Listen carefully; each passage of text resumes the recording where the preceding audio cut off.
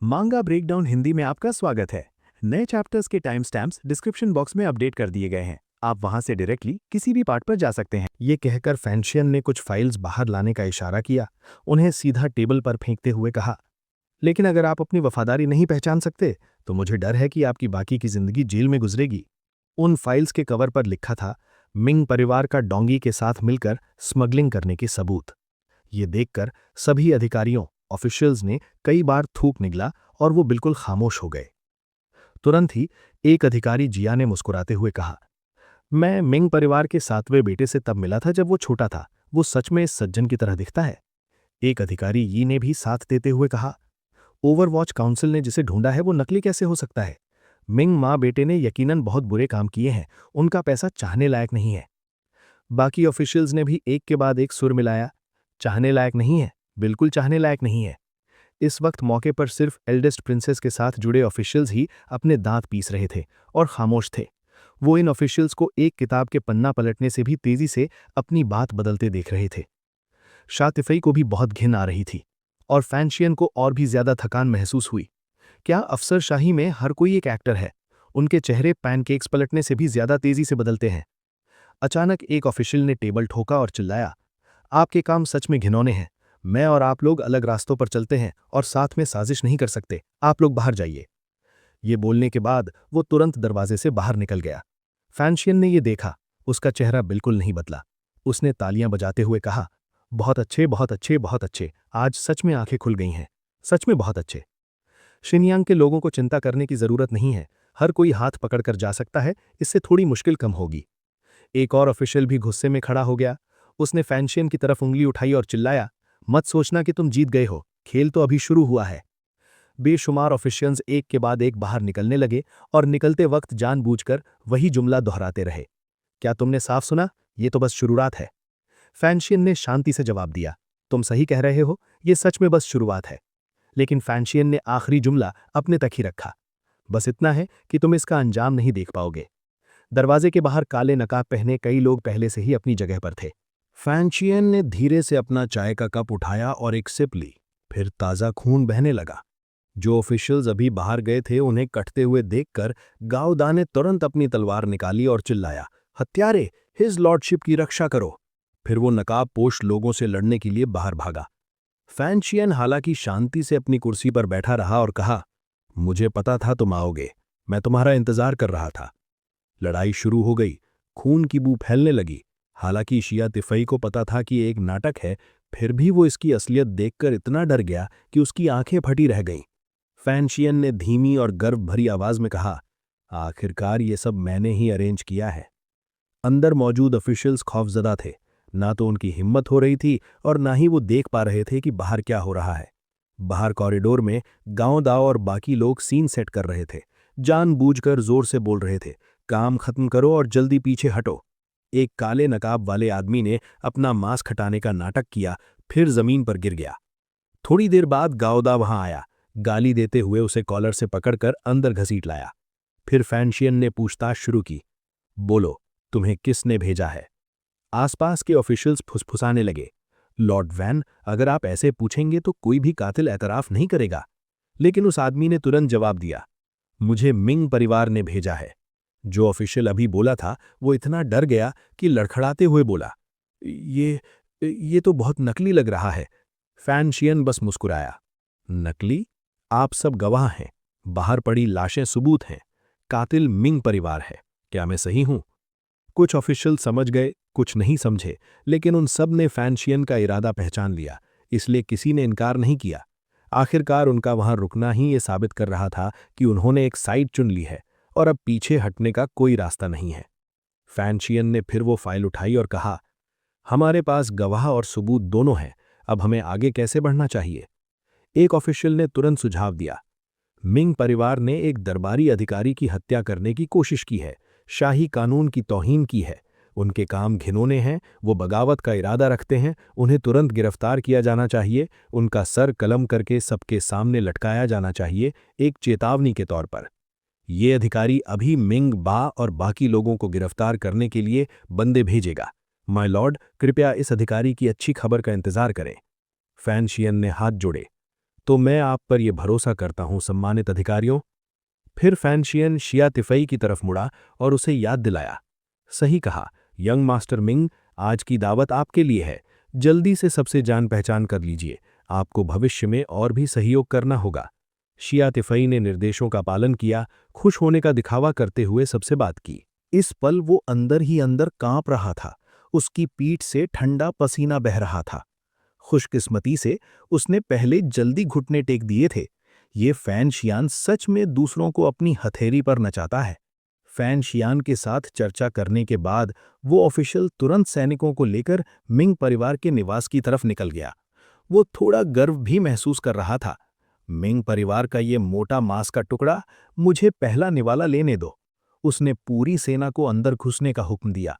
अगर कोई मुकाबला करे तो कानून के मुताबिक उन्हें मौके पर ही खत्म कर दो। बहुत जल्दी कोई फैन शियान को रिपोर्ट देने लौटा। फैन शियान के हाथ हिलाया। जल्दी बोलो, क्या मिला? जी यूए ने घूरते हुए जवाब दिया, लॉर्ड ज़ैंग ने अपना बलिदान दे दिया है। ये नतीजा उम्मीद के खिलाफ था। फैन शियान और शिया थिपेई दोनों चिल्ला उठे। क्या? शिया थिपेई गुस्से में चिल्लाया, वो बूढ़ी औरत बहुत हिम्मती है, एक दरबारी अधिकारी को मारने की हिम्मत कर रही है। फैन शियान ने जल्दी से अपना संतुलन बनाया और ठंडी सांस लेते हुए कहा, शानदार, सच में शानदार। हिम्मत के बजाय कोई कह सकता है कि मिंग परिवार के लिए इस डेडलॉक को तोड़ने का यही एक रास्ता है। जी यूए, जो थोड़ा उलझा हुआ था, उसने पूछा, माय लॉर्ड, आपका इससे क्या मतलब है? फैन शियान ने बिना किसी हिचकिचाहट के समझाया, मिंग परिवार सभी ऑफिशियल्स को बताना चाहता है, मैं लोगों को मार सकता हूं और वो भी मार सकते हैं। ऐसा लगता है कि वो ऑफिशियल्स अब इतनी साफ तौर पर विपक्ष यानी अपोजिंग साइड में खड़े होने की हिम्मत नहीं करेंगे। जी यूए ने पूछना जारी रखा, लेकिन क्या इससे कोर्ट ऑफिशियल की हत्या का जुर्म नहीं बनेगा? फैन शियान ने बात जारी रखी, लॉर्ड ज़ैंग मिंग परिवार की संपत्ति पर कब्जा करना चाहते थे, इसलिए आधी रात को गलत इरादों से निवास पर हमला किया। मिंग परिवार ने अपनी रक्षा में ये किया। मिंग परिवार अपने कामों को सही ठहराने के लिए काफी बहाने ढूंढ सकता है। अब जब मामला यहां तक पहुंच गया है, तो लगता है इसे सुलझाने के लिए ताकत की जरूरत होगी। फिर फैन शियान दरवाजे से बाहर निकला। उसने जानबूझकर अंधेरे की तरफ देखा और कहा, हर बार ऐसा ही होता है अंकल, आपको बाहर आकर थोड़ा हाथ पैर चलाने चाहिए। लेकिन हैरत की बात यह थी कि बाहर कोई नहीं था। वुजू भी हमेशा की तरह दिखाई नहीं दिया, जिससे फैन शियान थोड़ा घबरा गया। उसने अपना सर घुमाया और आसपास देखा, जोर से पुकारते हुए, अंकल, अंकल, आप कहाँ हैं? अब एक्शन का वक्त है। कमरे में मौजूद दो लोगों को फैन शियान की हरकतें और भी अजीब लग रही थी। शैडो, जो एक कोने में खड़ा था, उसने फैन शियान को जवाब दिया, लॉर्ड वू जख्मी है। ये सुनकर फैन शियान ने हैरानी और चिंता से पूछा, वो कहाँ हैं अंकल? मुझे उनके पास ले चलो। शैडो ने जवाब दिया, लॉर्ड वू ने मुझे नहीं बताया कि वो कहाँ ठीक हो रहे हैं, बस इतना कहा कि जब उनके जख्म भर जाएंगे तो वो आपको ढूंढते हुए आएंगे। फैन शियान ने गुस्सा जताते हुए सवाल किया, उन्होंने नहीं बताया तो क्या तुम पूछ नहीं सकते थे? शैडो ने ठंडक से जवाब दिया, अगर कोई बोलना चाहता है तो वो बोलेगा, बिना पूछे भी। फैन शियान, जो चिंतित और परेशान दोनों था, उसने अपना गुस्सा शैडो पर निकाला। मैं हमेशा तुम्हें कम बोलने वाला आदमी समझता था, मुझे उम्मीद नहीं थी कि तुम इस तरह पलटकर जवाब दोगे। जी यूए और शातीफे ने बहस सुनी और उत्सुकता से बाहर देखने आए। फान शैन को इतना गुस्से में देखकर उन्हें समझ नहीं आ रहा था कि क्या करें। उन्होंने लॉर्ड फान को कभी ऐसे करते नहीं देखा था। इस बार मामला सच में गंभीर था। फान शैन को अपना आपा खोते देख शैडो ने उसे याद दिलाया, लॉर्ड फान, अपनी इमेज का ध्यान रखिए। फान शैन को भी पता था कि वो थोड़ा ज्यादा कर गया है। उसने अपना गुस्सा दबाया और शैडो के कंधे को थपथपाया। ठीक है, तुम बहुत काबिल हो। कोई हैरानी नहीं कि तुम डायरेक्टर चेन के साथ रह सके। शैडो ने विनम्रता से जवाब दिया, आप मेरी तारीफ कर रहे हैं माय लॉर्ड। फान शैन ने अपना पुराना संतुलन वापस पाया और पूछना जारी रखा, मैं तुमसे अब और बहस नहीं करूंगा। वो ग्रैंड मास्टर कातिल, उसकी ताकत कैसी थी? शैडो ने बस 2 शब्दों में जवाब दिया, भाग गया। जो गुस्सा उसने अभी दबाया था, वो इन 2 शब्दों से फिर भड़क उठा। फान शैन ने अपने पास से एक बड़ा मेस गधा निकाला और गुस्से में डांटा, क्या तुम मेरे भरोसे के लायक हो? क्या तुम अंकल वू के लायक हो? शातीफे तुरंत उसे रोकने के लिए भागा ताकि फान शैन को जल्दबाजी में न कर बैठे। लॉर्ड फान, शांत हो जाइए। शैडो ने फानशेन के शांत होने का इंतजार किया और फिर कहना जारी रखा। लॉर्ड वू ने कहा है कि वो व्यक्ति फिर कभी नहीं दिखेगा। इसके अलावा उन्होंने मुझे आपको एक संदेश देने के लिए कहा है। जिसने टेम्पल एमिशरी को आपको मारने के लिए उकसाया है, वही शायद आपकी मां की मौत के पीछे का असली मास्टरमाइंड है। ये सुनकर फानशेन दंग रह गया। जिसने मेरी मां को मारा, वो अभी भी जिंदा है और अब मुझे और अंकल वूजू दोनों को मारना चाहता है। उसने माथे पर बल डालकर पूछा, वो कौन है? शैडो ने जवाब दिया, मैं नहीं जानता। फानशेन ने अब चिंता में हाथ जोड़े और कहा, तुम्हें आखिर पता क्या है? क्या तुम मुझे सब कुछ एक साथ बता सकते हो? शैडो ने फिर जवाब दिया, कल कोई आपकी हत्या करने आएगा माय लॉर्ड। मेरी सलाह है कि आप आज रात ही निकल जाए। मैं पीछे रहकर आपकी रक्षा करूंगा। फानशेन बिना डरे पूछता रहा, साफ साफ बताओ, कौन सा कातिल आ रहा है? शैडो ने विश्लेषण करते हुए बताया, डोंगी सिटी के स्वर्ड हट जिंगू के लोग, जिनका नेतृत्व दो भाइयों यून जिलान और हाई जिलान के शिष्य कर रहे हैं। कुल मिलाकर 3 9th रैंक और 7 हाई 8th रैंक मास्टर्स हैं। जी यूए चिल्ला उठा, डोंगी सिटी? शाह टीफे ने जी यूए को समझाया, मिंग परिवार ने स्मगलिंग के लिए समुद्री डाकुओं के साथ मिलकर काम किया ताकि डोंगी सिटी को सप्लाई कर सकें। डोंगी सिटी के स्वाभाविक रूप से इसमें हित जुड़े हैं। यूनजिलान वही व्यक्ति था जिसे फानशेन ने महल में देखा था। फानशेन ने पूछना जारी रखा, यूनजिलान मुझे याद है, वो दूसरा 9th रैंक कातिल कौन है? शैडो ने जवाब दिया, यान शेंदू, यान श्याओ यी का इकलौता बेटा। वो तीरंदाजों की एक टीम लाता है जो ढाल की रक्षा के लिए जिम्मेदार है। एक और जाना पहचाना नाम, यान श्याओ यी का सच में एक बेटा है और उसका बेटा एक 9th रैंक तीरंदाज है। शैडो ने सर हिलाया, सही कहा, इसलिए मैंने आपको सलाह दी। फानशेन सुनना नहीं चाहता था, वो सीधा मुड़ा, तुमने अपनी सलाह दी और मैंने अपना जवाब दे दिया। मेरी खबर फैलाओ, उन्हें उन्हीं की दवा का मजा चखने दो। जियुए ने धीमी आवाज में कहा, मुझे ऐसा क्यों लग रहा है कि ये भेड़िए को घर में बुलाने जैसा है? श्यातिफई ने सीटी बजाई, बकवास मत करो, लॉर्ड फैन के पास यकीनन कोई और प्लान होगा। शैडो उत्सुक था, तुम्हारे पास क्या प्लान है? फानशान कमरे में गया, कागज और ब्रश निकाला और लिखना शुरू किया। तुरंत प्लान बनाओ। फिर कागज पर लिखावट धीरे धीरे दिखने लगी। इसी बीच एक अनजान जगह पर किंग टेम्पल के सामने एक आदमी जमीन पर गिरा हुआ था। किंग टेम्पल का दरवाजा धीरे से खुला और एक बुजुर्ग आदमी जो पूरी तरह हुड और चोगे में ढका था बाहर निकला।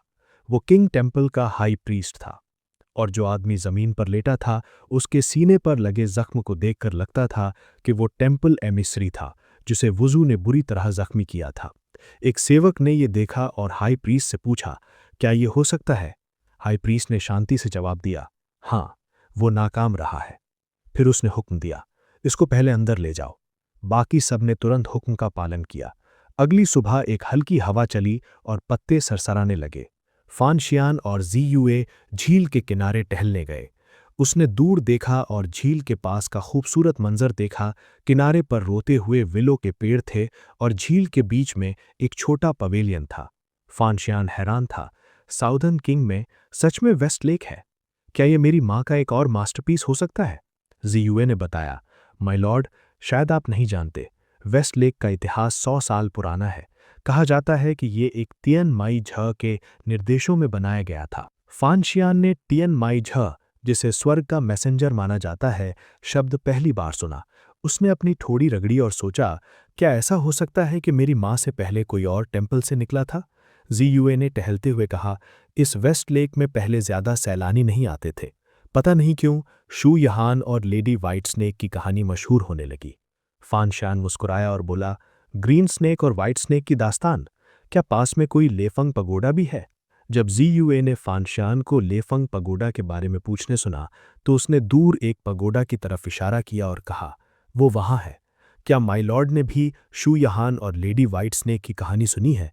फानशियान कुदरती तौर पर जवाब नहीं दे सका, बस मन ही मन मुस्कुराता रहा, ये सोचते हुए कि उसने न सिर्फ सुना है बल्कि इस पर कार्टून्स, टीवी सीरीज और मूवीज भी देखी हैं। दोनों ने चलना जारी रखा और जीयूए ने फिर बताया, कहानी फैलने के बाद बहुत से इश्कबाज मर्द और औरतें यहाँ छतरी लेकर आने लगे, इस उम्मीद में कि वो पुल पर अपने नसीब वाले से मिलेंगे। वक्त के साथ ये जैंगनान में एक मशहूर जगह बन गई। फानशियान ने अपने हाथ का सहारा लिया, झील की तरफ देखा और कहा, "ये बस जवान मर्द औरतों को धोखा देने का एक मार्केटिंग गिमिक है।" ये सुनने के बाद जी यूए ने पूछा, "क्या माय लॉर्ड भी रोमांस की उम्र में नहीं है?" फिर जी यूए ने खुशी से अपने हाथ फैलाए और छेड़ा, "आज हमने जो कपड़े पहने हैं उन्हें देखिए, क्या ये ब्लैक स्नेक और ग्रीन स्नेक की तरह नहीं लग रहे?" फानशियान ने भी खुशी से साथ दिया, "अगर मैं ब्लैक स्नेक हूं तो क्या बाद में कोई शू यहां न आएगा?" फिर दोनों साथ में हंस पड़े। अचानक एक औरत वहां आई। वो सेंटिस डुओ डुओ थी। फैनशियान, जो व्हाइट स्नेक और सूखियान का मजाक उड़ा रहा था, डुओ डुओ को देखकर चौंक गया। वो बिल्कुल सही वक्त पर आई। ये कैसा फिल्मी चीजी प्लॉट है। डुओ डुओ ने खुद को फिल्मी कहे जाने पर तुरंत अपनी मुट्ठी उठाई और धमकाया, "तुम किसे क्रिंजी कह रहे हो?" फैनशियान ने तुरंत इनकार किया, "मैंने इस फिल्मी प्लॉट के बारे में कहा, तुम्हारे बारे में नहीं।" डुओ डुओ ने फैनशियान को पकड़ा और धमकाया, "तुम्हारी मार्शल आर्ट्स अब खत्म हो चुकी हैं, बेहतर होगा तुम वही बोलो जो मुझे पसंद हो।" फैनशियान को झुकना पड़ा। "ठीक है, ठीक है।" फिर उसने एक पास के मछुआरे यानी फिशरमैन की तरफ देखा और कहा, "वरना जब वो आदमी बाद में हमला करेगा तो मैं तुम्हारी मदद नहीं करूंगी।" मछुआरे ने ये सुना और अपने मन में सोचा, क्या मैं पकड़ा गया हूं? इसलिए उन्होंने तुरंत कार्रवाई की। अचानक पानी के नीचे से बेशुमार कातिल उछलकर बाहर आए और एक साथ चिल्लाए, "हमला!"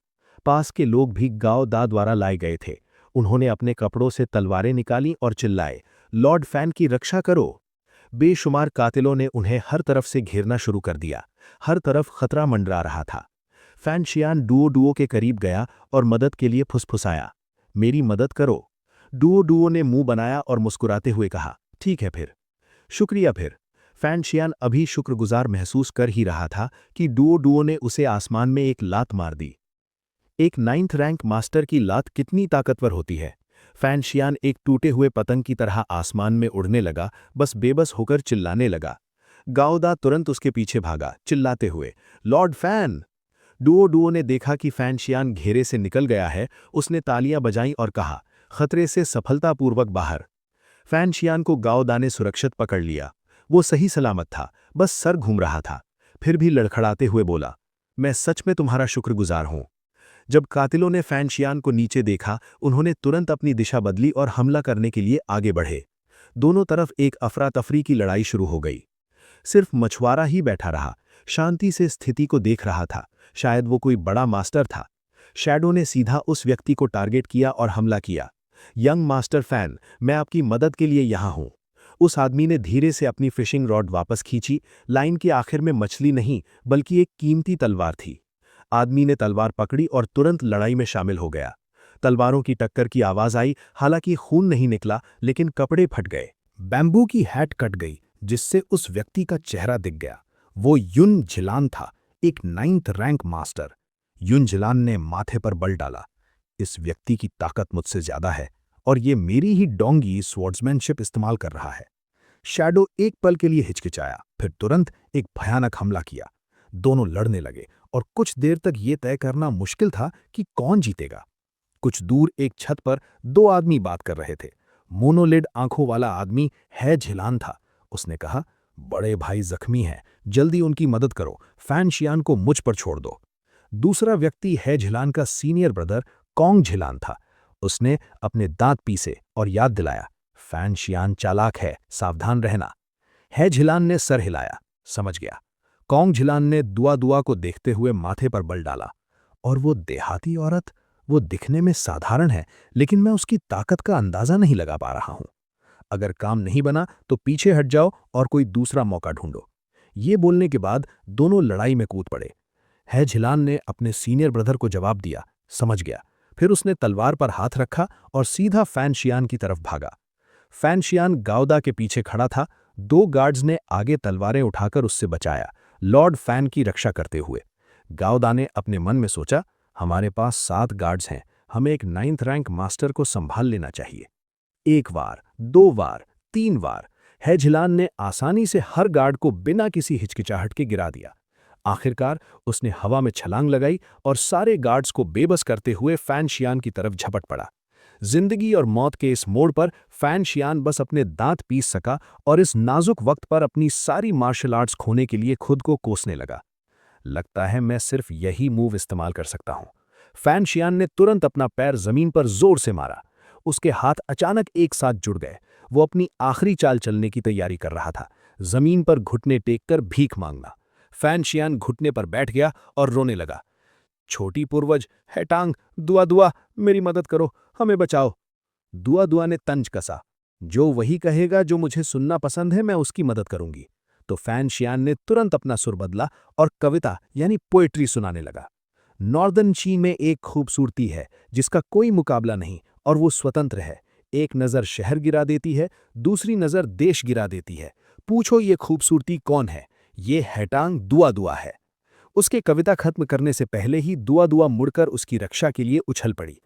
कितनी मीठी ज़बान है, लेकिन मुझे ये सुनना पसंद है। बोलते ही वो हैझिलान का हमला रोकने के लिए उड़ी और हैझिलान को एक कुल्हाड़ी से पीछे धकेल दिया। कविता खत्म होते ही दोस्त और दुश्मन दोनों की प्रतिक्रिया अलग अलग थी। जी यूए ने गाओदा से फुसफुसाया, सच में यंग मास्टर फैन और नॉर्दर्न ची की सेंटेस होने के लायक हैं। ऐसे वक्त में भी रोमांस का मूड है। हैझिलान की तरफ से उसने हैरानी में कहा, क्या ये देहाती औरत हैटांग दुआ दुआ है? दुआ दुआ ने दोनों हाथों में एक एक कुल्हाड़ी पकड़ी थी और गर्व से मुस्कुराई। सही कहा, मैं ही हूं। हैझिलान मुस्कुराया। नॉर्दर्न ची की सेंटेस सदन चिंग के जियांगनान में अकेले आने की हिम्मत करती है। क्या तुम्हें सदन चिंग के लोगों द्वारा बंदी बनाए जाने का डर नहीं है? डुओ डुओ ने फानशान की तरफ देखा और मुस्कुराते हुए कहा, मैं बुलाने पर आई हूं, मुझे बंदी कैसे बनाया जा सकता है? सही कहा, लॉर्ड फैन। फानशान ने बार बार सर हिलाया, सही सही सही। उसने गार्ड्स को जोर से कहा, सब लोग ध्यान से सुनो, मिस हैतांग को देखना मुझे देखने जैसा है। जो भी नाफरमानी करेगा उसे नौदंची भेज दिया जाएगा। हैझिलान ने माथे पर बल डाला और सवाल किया, तुम दोनों का आखिर रिश्ता क्या है? डुओ डुओ ने फानशियान की तरफ देखा और दोहराया, क्या रिश्ता है? सबकी आंखें अचानक फानशियान पर टिक गईं, जिससे उसे ठंडा पसीना आने लगा। फानशियान ने अपना सर खुजलाया और अजीब तरीके से कहा, दोस्त, विपरीत लिंग के करीबी दोस्त। जीयुए और गावडा ने पास खड़े होकर चर्चा की। ये सुनकर लगता है रिश्ता साधारण नहीं है ना? मेरे हिसाब से तो सच में साधारण नहीं है। माहौल और भी अजीब हो गया। ये देखकर हैझिलान थोड़ा बहुत समझ गया। मुझे उम्मीद नहीं थी कि तुम दोनों का ऐसा रिश्ता होगा। उसने तुरंत अपने साथियों को हुक्म दिया, ये खबर फैलाओ, नॉर्दर्न ची की सेंटेस और सदर्न किंग का नाजायज बेटा, इललेजिटिमेट सन, नज़दीकियां बढ़ा रहे हैं। दोनों के बीच कुछ संदिग्ध लग रहा है। उसके साथियों ने एक साथ जवाब दिया, जी सर। फिर उन्होंने दूसरों को बताया, नॉर्दर्न ची की सेंटेस और सदर्न किंग के नाजायज बेटे का नाजायज रिश्ता चल रहा है। एक ने 10 को बताया, 10 ने 100 को, और पास के ऑफिशियल्स ने भी ये खबर सुन ली। क्या तुमने सुना? सदर्न किंग का नाजायज बेटा नॉर्दर्न ची की सेंटेस के साथ जुड़ा है। ये सच में हमारे सदर्न किंग के लिए गर्व की बात है। लॉर्ड फैन ने बहुत अच्छा किया। ये खुशी भरी आवाज़ें सुनकर फैन शान को बहुत पसीना आया। डुओ डुओ का चेहरा आग की तरह लाल हो गया। वो फैन शान को घूर रही थी। हैझिलान ने मौके का फ़ायदा उठाया और धीरे धीरे करीब आया। फैन शान ने जल्दी से हाथ हिलाकर समझाया, नहीं नहीं नहीं, ऐसा नहीं है जैसा आप लोग सोच रहे हैं। हम बस आम दोस्त हैं, बहुत आम। कृपया कोई आग में तेल मत डालिए। पता नहीं क्यों डुओ डुओ और भी गुस्सा हो गई। विपरीत लिंग के दोस्त, आम दोस्त? फैन शान ने अजीब तरीके से मुड़कर धीमी आवाज में कहा, नहीं, सिर्फ आम दोस्त नहीं। जैसे ही फैन शान मुड़ा, उसने देखा कि हैझिलान उसकी तरफ भाग रहा है। सही वक्त पर डुओ डुओ हवा में उछली। हैझिलान की तलवार फैन शान के सीने से बस कुछ इंच दूर थी। एक जोरदार धमाके के साथ डुओ डुओ ने हैझिलान की पीठ पर पैर रखा। उसने उसे एक भयानक ताकत के साथ जमीन में दबा दिया। डुओ डुओ ने धमकाया, इसका जीवन मेरा है, तुमने इसे छूने की हिम्मत कैसे की? देखो अब। हैझिलान को नीचे देखकर उसके साथियों ने चिल्लाया, सीनियर ब्रदर। फिर वो सब उसे बचाने के लिए आगे बढ़े। किसी ने गाली दी, मुझे यकीन नहीं हो रहा कि नौदंची सदनची के साथ मिलेगा। नौदंची की सेंटेस ने तो खुद मदद की। हैझिलान ने अपने दांत पीसे। क्या नौदंची इस सदन किंग के नाजायज बेटे के लिए मेरे डोंगी सिटी के साथ रिश्ता तोड़ना चाहता है? डुओ डुओ ने तुरंत पलटकर कहा, मैं सिर्फ अपनी निजी हैसियत यानी पर्सनल कैपेसिटी में काम कर रही हूं। लेकिन इससे पहले कि वो खत्म करती, फानसियन ने जानबूझकर जोर से कहा, सदन चिंग आज की मदद के लिए नॉर्दर्न ची की सेंटेस का शुक्रिया अदा करता है। डुओ डुओ ने गुस्से में धीरे से गाली दी, बेशर्म। फानसियन ने गर्व से दूसरों की तरफ उंगली उठाई और धमकाया, अगर जिंदा रहना चाहते हो तो इज्जत से ये खबर लेकर वापस जाओ, डोंगी सिटी भाग जाओ। आजाद होने पर हैझिलान ने पीछे हटने का मौका पकड़ा।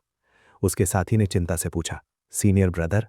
हैझिलान ने चुप रहने का इशारा किया। उसके मुंह के कोने में खून था, उसे अंदरूनी चोटें आई थी। जाने से पहले उसने अपने दांत पीसे और कहा, नॉर्दर्न ची, इसका अफसोस मत करना। डुओ पलटकर जोर से कुछ कहने ही वाली थी, लेकिन फांसियन ने फिर बीच में बोला, हमें अफसोस नहीं होगा, जल्दी से भागो यहां से। डुओ के पास कोई शब्द नहीं बचे। कातिलों ने पीछे हटना शुरू किया और जब वो सब चले गए तभी फांसियन ने चैन की सांस ली। आखिरकार खत्म हुआ, लेकिन किसी वजह से उसे अब और भी ज्यादा खतरा महसूस हो रहा था। डुओ गुस्से में थी, उसका चेहरा काला पड़ गया था। वो मदद करने के नेक इरादे से आई थी, लेकिन इस बेशर्म आदमी ने उसकी पीठ में छुरा घोंप दिया। उसने हर एक शब्द पर जोर देते हुए कहा, हमें अपना हिसाब बराबर करना चाहिए, है ना? फांसियन ने उसे रोकने के लिए हाथ उठाया, लड़खड़ाते हुए बोला, वो बस एक मजाक था सेंटिस, मेरी जान बख्श दो। छटाक, एक किताब फांसियन के चेहरे पर लगी, जिससे एक लाल निशान बन गया। फांसियन खाली नजरों से किताब के टाइटल को देखने लगा। डुओ ने समझाया, ये त्यानी दाव कल्टीवेशन मेथड है, मेरे मास्टर ने मुझे ये तुम्हें देने के लिए कहा था। ये तुम्हारी टूटी हुई मेरिडियंस को फिर से जोड़ने में मदद कर सकता है। फांसियन हैरान था। त्यानी दाव कल्टीवेशन मेथड? इतनी कीमती चीज तुम बस मुझे दे रही हो? डुओ ने आगे कहा, एक शर्त है, इससे मिलने वाले फायदे मॉर्दन ची के साथ बांटे जाएंगे। ये सुनने के बाद फांसियन मुस्कुराकर बोला, ये तो शुरू से ही एक आपसी फायदे का सौदा था, अगर तुम राजी नहीं होती तो ये नहीं हो पाता। लेकिन मुझे उम्मीद नहीं थी कि तुमने इस सहयोग के लिए शुरू से ही प्लान बनाया था। कोई हैरानी नहीं कि जब डोंगी सिटी के कातिलों का सामना हुआ तो तुमने इतनी गोलमोल बातें की। अगर तुम ईमानदार होती तो उन्हें चुप कराने के लिए मार देना चाहिए था। डुओ के चेहरे के हाव भाव थोड़े खराब हो गए। वो सिगु जियान के शिष्य हैं, उन्हें इतनी आसानी से नहीं मारा जा सकता। फांसियन ने संतुष्ट होकर चुटकी बजाई। मुझे उम्मीद नहीं थी कि तुम दिखने में इतनी सख्त हो, लेकिन इतनी चालाक होगी। मैंने सोचा मैं तुम्हारे खिलाफ साजिश कर रहा हूं, लेकिन मुझे उम्मीद नहीं थी कि तुमने ही मुझे मात दे दी। डुओ ने माथे पर बल डाला। फायदा उठाकर मासूम बनने का दिखावा मत करो। फिर उसने हंसकर कहा, अगर मैं कुछ नहीं करती तो भी तुम्हारे पास उनसे निपटने के बेशुमार रास्ते होते, सही है ना? दोनों ने अपने मनचाहे मकसद हासिल कर लिए और जोर जोर से हंसने लगे। अचानक दीवार पर कदमों की आवाज सुनाई दी। कोई तेजी से भागते हुए आ रहा था। डुओ तुरंत मुड़ी और चिल्लाई, कौन है? एक सफेद फिगर दीवार पर कूदा। वो शैडो था। उसने जवाब दिया, मैं हूं।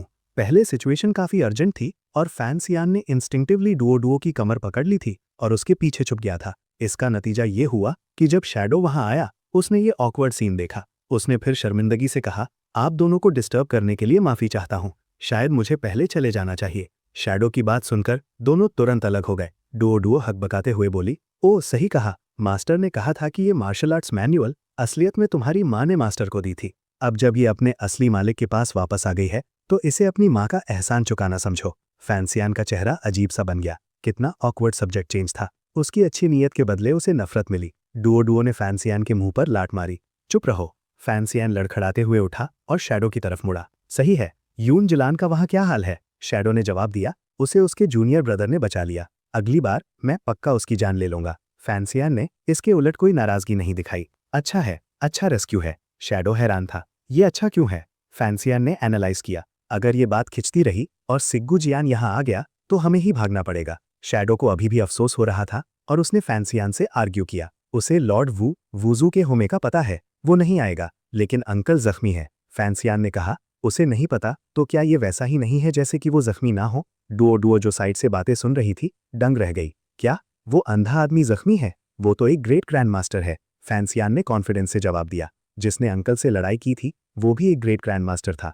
और तो और, अंकल फिर भी आखिर में जीत गए। वो बस थोड़े जख्मी है, कुछ दिन का आराम और वो ठीक हो जाएंगे। फैंसियान को अचानक याद आया और उसने शैडो से पूछा, सही है, क्या तुम्हें उस आदमी के बारे में कोई क्लू मिला जिसने अंकल से लड़ाई की थी? शैडो ने रिपोर्ट दी, उसकी बॉडी किंग टेम्पल के ग्रेट प्रीस्ट ले गए हैं। अभी सबसे बड़ी प्रायोरिटी मिंग फैमिली से निपटना है। फैंसियान ने अपनी थोड़ी चिन सहलाते हुए सोचा, डोंगी सिटी के लोग सिग्गू जियान की मदद से इतनी आसानी से हार नहीं मानेंगे। ये सिचुएशन सिर्फ ताकत से ही सुलझ सकती है, लेकिन दुश्मन के पास 2 9th रैंक मास्टर्स हैं और हमारे पास, शैडो ने सजेस्ट किया, इसीलिए हमें जल्दी एक्शन लेना होगा, वरना अगर हमने यून जिलान और उसके जूनियर ब्रदर के रिकवर होने का इंतजार किया तो 4 9th रैंक मास्टर्स हो जाएंगे। अगर उन्होंने तब मिलकर हमला किया तो बहुत मुश्किल हो जाएगी। जितना ज्यादा उसने सोचा, सिचुएशन उतनी ही मुश्किल लगने लगी।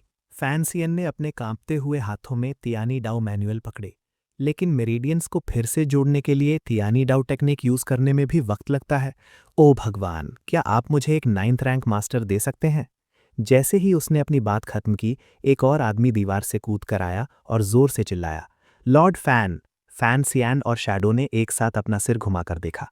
एक नौजवान जिसके बाल पोनीटेल में बंधे थे, ब्रोकेड रोब पहने और एक छोटी तलवार लिए एक चमकती मुस्कुराहट के साथ सामने आया। नौजवान ने खुशी खुशी ग्रीट किया, मिलॉर्ड, क्या आप मुझे बुला रहे थे? गुस्से के मारे फैंसियान के माथे की नसें फूलने लगी। उसने नए आने वाले की तरफ इशारा किया और डांटा, तुम कौन हो? तुम्हें किसने बुलाया? अगर तुम मदद के लिए आए हो तो तुम मेन डोर से क्यों नहीं आते? नौजवान ने अपना इंट्रो देते हुए कहा, मैं सॉर्ड हट का 13वां डिसाइपल हूँ, टाई सियांग। मास्टर सिगुजियान के ऑर्डर्स पर मैं इंस्पेक्टर जनरल की मदद करने आया हूँ। प्लीज़ मुझे कमांड देने में हिचकिचाए नहीं। फैंसियान ने एक ओ कहा और टाई सियान की बातों को अपने दिमाग में एनालाइज करने लगा। ये आदमी दिखने में तो शरीफ और ईमानदार लग रहा था, लेकिन वो अभी बिना किसी आवाज़ के इतने पास आ गया था, कोई भी चौकन्ना हुए बिना नहीं रह सकता था। शैडो फैंसियान जितना काम नहीं था, उसने तुरंत अपनी तलवार निकाली और कहा, सिगुजियान सिर्फ 12 डिसाइपल्स को एक्सेप्ट करता है, तुम उनमें से नहीं हो। टाइसियान ने जल्दी से अपने हाथ हिलाए और घबराहट में कहा, अटैक मत करो, अटैक मत करो। टाइसियान ने अपना परिचय फिर से दिया, सच तो यह है कि मेरा असली नाम वांगसी है, टाइसियांग तो एक निकनेम है। मैं सिगुजियान का आखिरी डिसाइपल हूँ। शैडो ने अपनी तलवार वापस रखी और पूछा, क्या तुम सच कह रहे हो? फैंसियान ने सवाल किया। डोंगी सिटी और ओवरवॉच काउंसिल दुश्मन है। हमने तो पहले सिगुजियान के सबसे बड़े डिसाइपल से लड़ाई भी की है, तो तुम्हारे मास्टर तुम्हारी मदद के लिए क्यों भेजेंगे? वांगसियान ने समझाया। मास्टर ने कहा कि डोंगी सिटी एल्डेस्ट प्रिंसेस की साइड है, लेकिन उनका मानना है कि जीत तुम्हारी होगी, इसलिए उन्होंने मुझे तुम्हारे साथ रहने के लिए भेजा है। फैंसियान ने एक कड़वी मुस्कुराहट दी। मानना पड़ेगा, ग्रैंड मास्टर सिगुजियान ऐसे ही हैं, दोनों साइड्स की मदद कर रहे हैं। आखिर में जो भी जीते क्रेडिट उन्हें ही मिलेगा। वांगसियान ने इसे तारीफ समझा और तारीफ में ताली बजाई। यंग मास्टर फैन सच में बहुत समझदार हैं, आपने उनकी बहुत सही बात पकड़ी है। फैंसियान ने गुस्से में पलटकर कहा, मैं उनकी तारीफ नहीं कर रहा हूँ। उसने अपने हाथ बांध लिए और आगे कहा, सॉर्ड पवेलियन के बहुत सारे मास्टर्स मुझे मारने आए हैं, मैं तुम्हारी बातों की वजह से उन सबको इग्नोर नहीं कर सकता। ताइशांग ने आगे कहा, डोंगी सिटी और एल्डेस्ट प्रिंसेस के बीच बहुत अच्छे रिश्ते हैं। डोंगी सिटी का एल्डेस्ट प्रिंसेस की मदद के लिए लोगों को भेजना ताकि वो आपसे निपट सके, ये तो नेचुरल है। फैंसियान ने अपने हाथ कमर पर रखे और पलटकर कहा, तुम ये इतनी आम बात की तरह कैसे कह सकते हो? टाइशांग ने मुस्कुराते हुए अपनी थोड़ी सहलाई और कहा, लेकिन ये मेरे मास्टर का असली स्टैंड है। रही बात मेरे बाकी मार्शल ब्रदर्स की, तो उन्हें अभी तक इस असली स्टैंड के बारे में पता नहीं है। फैंसियान ने तेवड़ी चढ़ाई और पूछा, क्या तुम्हारा मतलब है कि तुम्हारे मार्शल ब्रदर्स मुझसे लड़ने और मुझे मारने आते रहेंगे? टाइशांग ने चुटकी बजाई, बिल्कुल सही। शैडो ने धमकी भरे अंदाज में अपनी ब्लेड उठाई, जैसे कह रहा हो कि यह बकवास है और इस आदमी को अपने साथ नहीं रहने दिया जा सकता। दो ने भी अपनी सहमति जताई। हमें बाहर उसके मार्शल ब्रदर से लड़ना होगा और अंदर इससे भी बचकर रहना होगा कि कहीं ये पीठ में छुरा ना घोंपते। क्या ये और मुसीबत मोल लेना नहीं है? फैंसियान ने तुरंत अपनी स्लीव्स ऊपर की और डांटा, ऐसी कंडीशंस के साथ तुम्हें लगता है कि मैं मान जाऊंगा? क्या तुमने हमें बेवकूफ समझा है? टाइशांग ये बातें सुनकर गुस्सा नहीं हुआ और अपने चेहरे पर वही मुस्कुराहट बनाए रखी। अपनी तलवार उठाई और दृढ़ता से जवाब दिया, अगर मार्शल ब्रदर्स आते हैं तो कोई बात नहीं, मैं एक्शन लूंगा। मास्टर ने इंस्ट्रक्शन दी है कि जो कोई भी आपके लिए नुकसानदेह है उसे मारना होगा। टाइशांग की ये बात सुनकर फैंसियान ने उसे टेस्ट करने के लिए ऑर्डर दिया। दुश्मन के पास एक 9th रैंक मास्टर है, यान शेंदू, तुम जाओ और उसे मार दो। टाइशांग ने अपनी आंखें सिकोड़ी और मुस्कुराया। जैसा कि लॉर्ड फैन से उम्मीद थी, एक 9th रैंक मास्टर को मारना इतनी मुश्किल बात, फिर भी आप इसे इतने हल्के में कह रहे हैं। फैंसियान ने भी विदाई की मुस्कुराहट दी और टाइशांग को वहां से रवाना किया। तो मैं तुम्हारी सेफ जर्नी की दुआ करता हूँ। टाइशांग तुरंत नहीं गया, बल्कि सजेस्ट किया, मैं दिल से आपकी मदद करना चाहता हूँ मिलॉर्ड।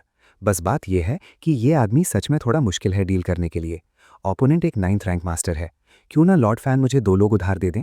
बोलते बोलते टाइशांग ने दो और शैडो की तरफ देखा। उसका इशारा था कि वो इन दोनों को अपने साथ ले जाना चाहता है। दोनों ने तुरंत एक दूसरे को देखा पर कुछ नहीं कहा।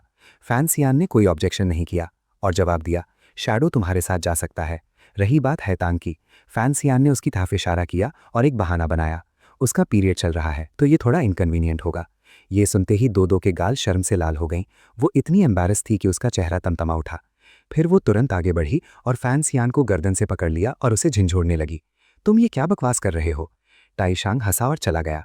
तो ऐसी बात है, यंग मास्टर फैन मिस हाइतांग को जाने नहीं देना चाहते। लगता है सड़कों पर जो अफवाहें हैं वो सच है। ये सुनकर दो और भी एम्बैरस्ड हो गई और उसने फैंसियान को परेशान करना बंद कर दिया। तुम्हारा क्या मतलब है कि ये बेवकूफ़ मुझे जाने नहीं देना चाहता? फैंसियान पहले ही बेहोश हो चुका था। टाइशांग फिर शैडो की तरफ मुड़ा, सम्मान से हाथ जोड़े और कहा, तो फिर मुझे आपकी मदद चाहिए होगी भाई। फैंसियान आमदस देना जारी रखा, मैं अपनी जुबान का पक्का हूँ। मैंने उन्हें 2 हफ्ते का वक्त दिया है, तो हम 2 हफ्ते बाद मूव करेंगे। अगर वो सच में पीछे हट गए तो सबसे अच्छा होगा। टाइशांग ने ऑर्डर एक्सेप्ट किया और दीवार फांद गया। फैंसियान ने चिढ़ते हुए कहा, भागता तो तेज है, पर हर बार दीवार पर चढ़ना क्यों जरूरी है? टाई शांग के जाने के बाद डुओ ने अपना शक जताया। 2 हफ्ते का इंतजार क्यों? तुम्हारी क्या प्लानिंग है?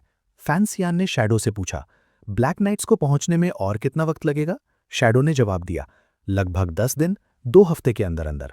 फैन सियान ने फिर अपने हाथ पीठ पीछे बांध लिए और धीरे से डुओ को जवाब दिया, मैंने पहले भी कहा है, एक ग्रेट ग्रैंड मास्टर को छोड़कर 500 ब्लैक नाइट्स के सामने एक 9th रैंक मास्टर भी सिर्फ भाग ही सकता है। उन्हें सिर्फ कुचल देना ही उन्हें मारने के लिए काफी होगा। ठीक 14 दिन बाद उसी जगह पर फैन सियान ने मुस्कुराते हुए कहा, मुझे तुम्हें अकेले देखकर बहुत खुशी हुई। इससे ये साबित होता है कि तुमने अपने डोंगी सिटी के मार्शल ब्रदर्स को इस बारे में नहीं बताया।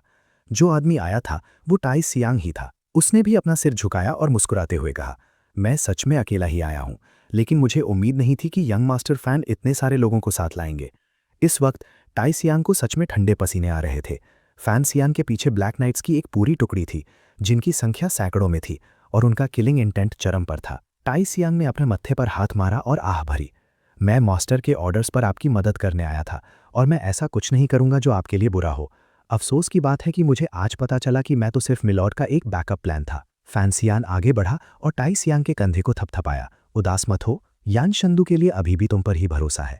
ये देखकर टाई सियांग ने कॉन्फिडेंस के साथ सिर झुकाया और जवाब दिया, मैं मिलॉर्ड का भरोसा कभी नहीं तोड़ूंगा। कहीं और यान शंदू पलांथी मारकर बैठा था और अपनी एनर्जी रिकवर कर रहा था।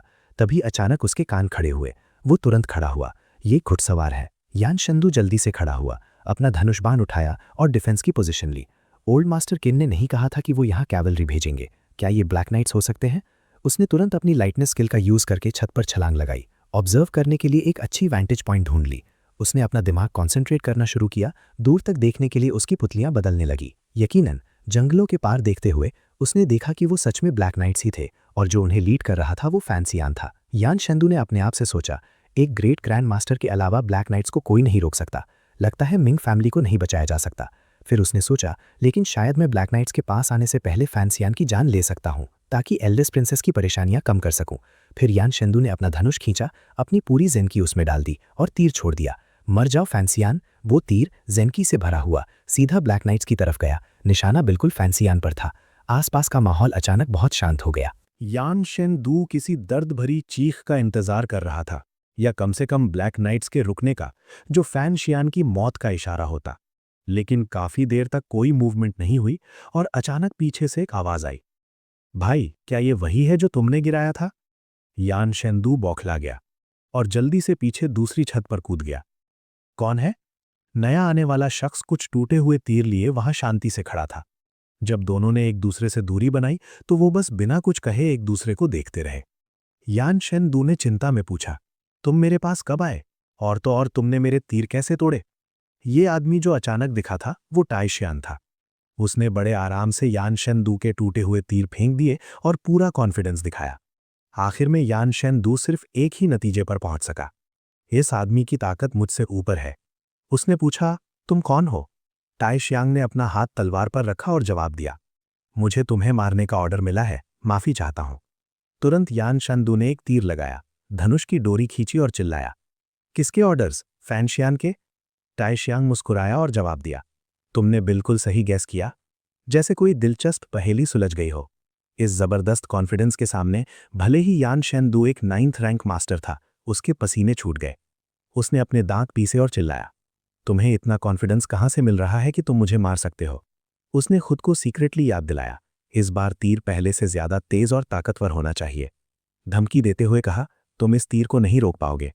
टाई शियांग अभी भी मुस्कुराया और जवाब दिया, क्या ऐसा है? यान शेंदू ने गुस्से में कोई जवाब नहीं दिया। उसने अपनी सारी एनर्जी अपने हाथ में ली, धनुष को पूरा खींचा और अपनी ultimate skill cloud piercing arrow चला दी। लेकिन यान शेंदू अभी भी थोड़ा हिचकिचाया, उसे कुछ बुरा होने का एहसास हो रहा था। एक वूश की आवाज के साथ यान शेंदू ने डोरी छोड़ी। जेनकी से भरा तीर हवा को चीरते हुए सीटी की आवाज के साथ उड़ा। निशाने पर लगा। टाई शियांग ने तेवरी चढ़ाई, सच में पहले से कहीं ज्यादा ताकतवर है। लेकिन टाई शियांग ने अपने दाएं पैर को पिवट की तरह यूज किया, अपना बायां पैर पीछे लिया और हल्का सा अपना शरीर घुमाकर बड़े आराम से उस तीर को डॉज कर दिया। वो मुस्कुराया और बोला, अगर मैं इसे रोक नहीं सकता तो मैं इसे डॉज तो कर ही सकता हूं। अपनी मूव को इतनी आसानी से बेअसर होते देख और दुश्मन ने अभी तक अपनी तलवार भी नहीं निकाली थी। यान शेंदू की रीढ़ की हड्डी में ठंडक दौड़ गई। इतनी स्किल होने के लिए क्या वो 9th रैंक के पीक पर हो सकता है? टाई शांग मजाक उड़ाने लगा। एक 9th रैंक आर्चर सच में रेयर होता है। तुम्हारे साथ लड़ना मेरे लिए सम्मान की बात है। यान शेंडू ने अपनी जीभ छटकाई, पीछे हटा, अपने दाएं हाथ से 3 तीर निकाले और एक पल में अपना धनुष खींचकर टाई सियांग की तरफ छोड़ दिए। ये लो। टाई सियांग उनसे बचने के लिए झुका। जब उसने ऊपर देखा तो यान शेंडू कहीं नहीं था। उसने सोचा कि वो शायद स्नीक अटैक की प्लानिंग कर रहा है, लेकिन यान शेंडू कब का भाग चुका था। इस वक्त यान शेंडू बिल्डिंग के नीचे झाड़ियों में छिपा था और ध्यान से ऊपर देख रहा था। सामने से दिखावा करो, पीछे से हमला करो। एक चल चलो, अपनी जान बचाना ही सबसे जरूरी है। जब वो मन ही मन खुश हो रहा था कि वो कामयाबी से भाग गया है, टाई सियांग अचानक पीछे से प्रकट हुआ। मिल गए। यान शेंडू डर गया और झाड़ियों से बाहर भागा, चिल्लाते हुए। क्या? कब? टाई सियांग धीरे धीरे पास आया। मैं देख रहा हूं कि तुम्हारी ताकत काफी है। सही है ना? तुम्हारा नाम यान शेंडू है ना? यान शेंडू हड़खड़ाते हुए पीछे हटा। उसका हाथ अपने तिरकस क्विवर पर था, किसी भी वक्त तीर चलाने के लिए तैयार। मैं यान शेंडू हूं, एक 9th रैंक आर्चर, यान शाओ ई का बेटा। टाई सियांग ने सिर हिलाया। ओह, मुझे अब याद आया। टाई सियांग के कंपोजर के मुकाबले यान शेंडू पल पल की कैलकुलेशन कर रहा था। अगर मैं अपने पिता की तरह तीर चला सकूं तो शायद अभी भी कोई मौका है। यान शेंडू को शक हुआ। तुम्हारे जैसे मास्टर के अपने कुछ उसूल होने चाहिए, तुम फैंसियान की मदद क्यों कर रहे हो? टाई सियांग ने अपनी तलवार पकड़ी, हाथ बांधे और जवाब दिया। मैंने एक भविष्यवाणी डिविनेशन की है। दुनिया में शांति लाने वाला सिर्फ एक ही इंसान हो सकता है। यान शेंडू ने दूरी बनाए रखने का मौका देखा और जवाब दिया। एक इंसान जो दुनिया में शांति ला सकता है? हिज मजेस्टी अभी जिंदा है। फैंसियान की बारी अभी नहीं आई है। इस पल टाई सियांग के चेहरे के एक्सप्रेशंस अचानक काफी ठंडे हो गए। उसी हिज मजेस्टी की बदौलत मेरा पूरा परिवार खत्म हो गया, सिर्फ मैं बचा हूं। ये सुनकर यान शेंडू ढंग रह गया। तो तुम्हारा मकसद है? इससे पहले कि वो अपनी बात पूरी कर पाता, टाई सियांग पहले ही यान शेंडू के पास पहुंच गया था और उसे चुप रहने का इशारा किया। यान शेंडू, जो कि डरा हुआ था, पीछे हटा और काउंटर अटैक में एक तीर चलाया। इस आखिरी बिजली जैसी तेज काउंटर अटैक ने आखिरकार टाई सियांग को अपनी तलवार निकालने पर मजबूर कर दिया ताकि वो तीर को रोक सके। टाई सियांग का एक्सप्रेशन भी सीरियस हो गया। उसकी मुस्कुराहट पूरी तरह गायब हो गई। उसने हमला करने के लिए आगे बढ़ा। ये देखकर यान शेंडू ने एक तूफानी हमला किया। उसका दायां हाथ तेजी से तीर निकाल रहा था और छोड़ रहा था। तीर तेज भी थे और ताकतवर भी, लेकिन वो टाई शेंग के रोप के एक कोने को भी नहीं छू सके। उसकी फिगर छतों पर उड़ती हुई दिख रही थी, जिसने यान शेंडू को पूरी तरह डरा दिया। वूश, स्विश और भी ज्यादा तीर छोड़े गए, जो धीरे धीरे टाई शेंग पर तीरों की बारिश की तरह बरसने लगे। अब वो बड़े आराम से डॉज नहीं कर पा रहा था और आने वाले तीरों को गिराने के लिए अपनी तलवार का इस्तेमाल करने लगा। आखिर में हवा में कूद गया। जब यान शेंडू ने एक और तीर के लिए हाथ बढ़ाया तो उसे पता चला कि उसका तिरकस खाली है। उसने अपने दांत पीसे, अपना आखिरी तीर निकाला, अपनी सांस रोकी और टाई शेंग के पास आने का इंतजार करने लगा। अपने दिल में उसने सोचा, काश मैं कर सकूं, काश मैं कर सकूं, काश मैं अपने पिता की तरह तीर चला सकूं। यान शेंडू ने अपनी पोजीशन नीचे की, अपना शरीर पीछे घुमाया। उसकी ज़ेनकी उसके पैरों से तीर तक बहने लगी। उसके शरीर से होते हुए तीर के बीच एक वॉर्टेक्स बनाने लगी। इस वक्त यान शेंडू इतना एजिटेटेड था कि उसकी आंखें खून की तरह लाल थी और उसकी नसें फूल रही थीं। वो चिल्लाया, आखिरी तीर! सिर्फ एक 9th रैंक मास्टर ही ये मूव यूज कर सकता है। तुम इसे डॉज नहीं कर पाओगे। उसकी सारी ज़ेनकी तीर में भर गई थी। तीर बाहर निकला। ज़ेनकी बाहर निकलकर एक गोल्डन वॉर्टेक्स बन गई, जो सीधा टाई शेंग की तरफ जा रही थी। टाई शेंग को भी पता था कि ये फैसलाकुन हमला है। उसने अपनी सारी ज़ेनकी अपने बाएं हाथ में ली और जवाब में चिल्लाया, अगर मैं इसे डॉज नहीं कर सकता तो? खून पहले ही निकल चुका था, फिर भी ये फैसलाकुन तीर टाई शेंग ने पकड़ लिया था। बची हुई ताकत ने उसका हाथ पीछे झटक दिया। वो चिल्लाया, तो मैं इसे बस रोक लूंगा। यान शेंडू डर के मारे वहीं सुन खड़ा रह गया। टाई शेंग ने मौके का फायदा उठाया, आगे बढ़ा, अपने बाएं हाथ से तीर पकड़ा और उसे सीधा यान शेंडू के सिर में घुपा दिया। तीर दिमाग के पार हो गया। टाई शेंग मुस्कुराया, मैं मानता हूं कि तुम्हारा ये तीर सच में बहुत ताकतवर था। बदकिस्मती से तुम मुझसे टकराए, जो एक पीक 9th रैंक मास्टर हूं। एक दूसरे मैदान जंग पर युनजी लान के तीनों भाई फैनशियन से घिरे हुए थे। फैनशियन ब्लैक नाइट्स के सामने कॉन्फिडेंस से खड़ा था और बोला, हे, मैं तुमसे पूछ रहा हूं, क्या मैंने तुम्हें 2 हफ्ते के अंदर जैंगनान छोड़ने के लिए नहीं कहा था, वरना नतीजे भुगतने के लिए तैयार रहने को कहा था? कॉन्गजी लान कुछ कहने ही वाला था कि युनझी लान गुस्से में आगे बढ़ा और चिल्लाया, डोंगी सिटी का कोई भी आदमी मौत से नहीं डरता। हम तीनों 9th रैंक मास्टर्स हैं। हम मरने से पहले तुम्हारे आधे आदमियों को साथ ले जाएंगे। हमारे मरने के बाद तुम चाहे कहीं भी छुप जाओ, मेरे मास्टर बदला लेंगे और तुम्हें मार देंगे। फैंसियान मुस्कुराया। सच में 9th रैंक मास्टर्स हो, जो ऐसी सिचुएशन में भी इतनी बड़ी बातें कर रहे हो। अगर हम एक ही साइड होते तो शायद हम दोस्त भी बन सकते थे। लेकिन अफसोस, एक इंसान का सिर फेंका गया जो दोनों पार्टीज के बीच में थोड़ से घिरा। टाइसियांग पास के एक पेड़ की टहनी पर बैठा था। उसने बड़े आराम से कहा, जो काम मैंने लॉर्ड फैन से वादा किया था, मैंने उसे पूरा कर दिया है। कॉन्गजिलान टाइसियांग को देखकर बहुत हैरान था। जूनियर ब्रदर, तुम भी जियांगनान में क्यों हो? टाइसियांग अभी भी मुस्कुराया और उन्हें ग्रीट किया। नमस्ते सीनियर ब्रदर्स। सिर्फ युनजिलान ही काम रहा। उसे एहसास हो गया था कि टाइसियांग का आना कोई अच्छी बात नहीं है। मास्टर ने मुझे कभी नहीं बताया। इस पल कपड़े की बंडल खुल गई जिसने सिर की असलियत दिखाई। वो यान शैन दू था। टाइसियांग ने खुशी खुशी फैंसियान से कहा, मिलॉर्ड, अब मुझ पर भरोसा कर सकते हैं ना? फैंसियान ने सावधानी से जवाब दिया, आधा भरोसा। बाकी आधा इस पर डिपेंड करता है कि तुम अपने इन सीनियर ब्रदर्स को डोंगी सिटी वापस जाने के लिए कैसे मनाते हो। फैंसियान को असलियत में नहीं लगता था कि वो हारेगा। उसे बस अपनी तरफ के नुकसान पसंद नहीं थे।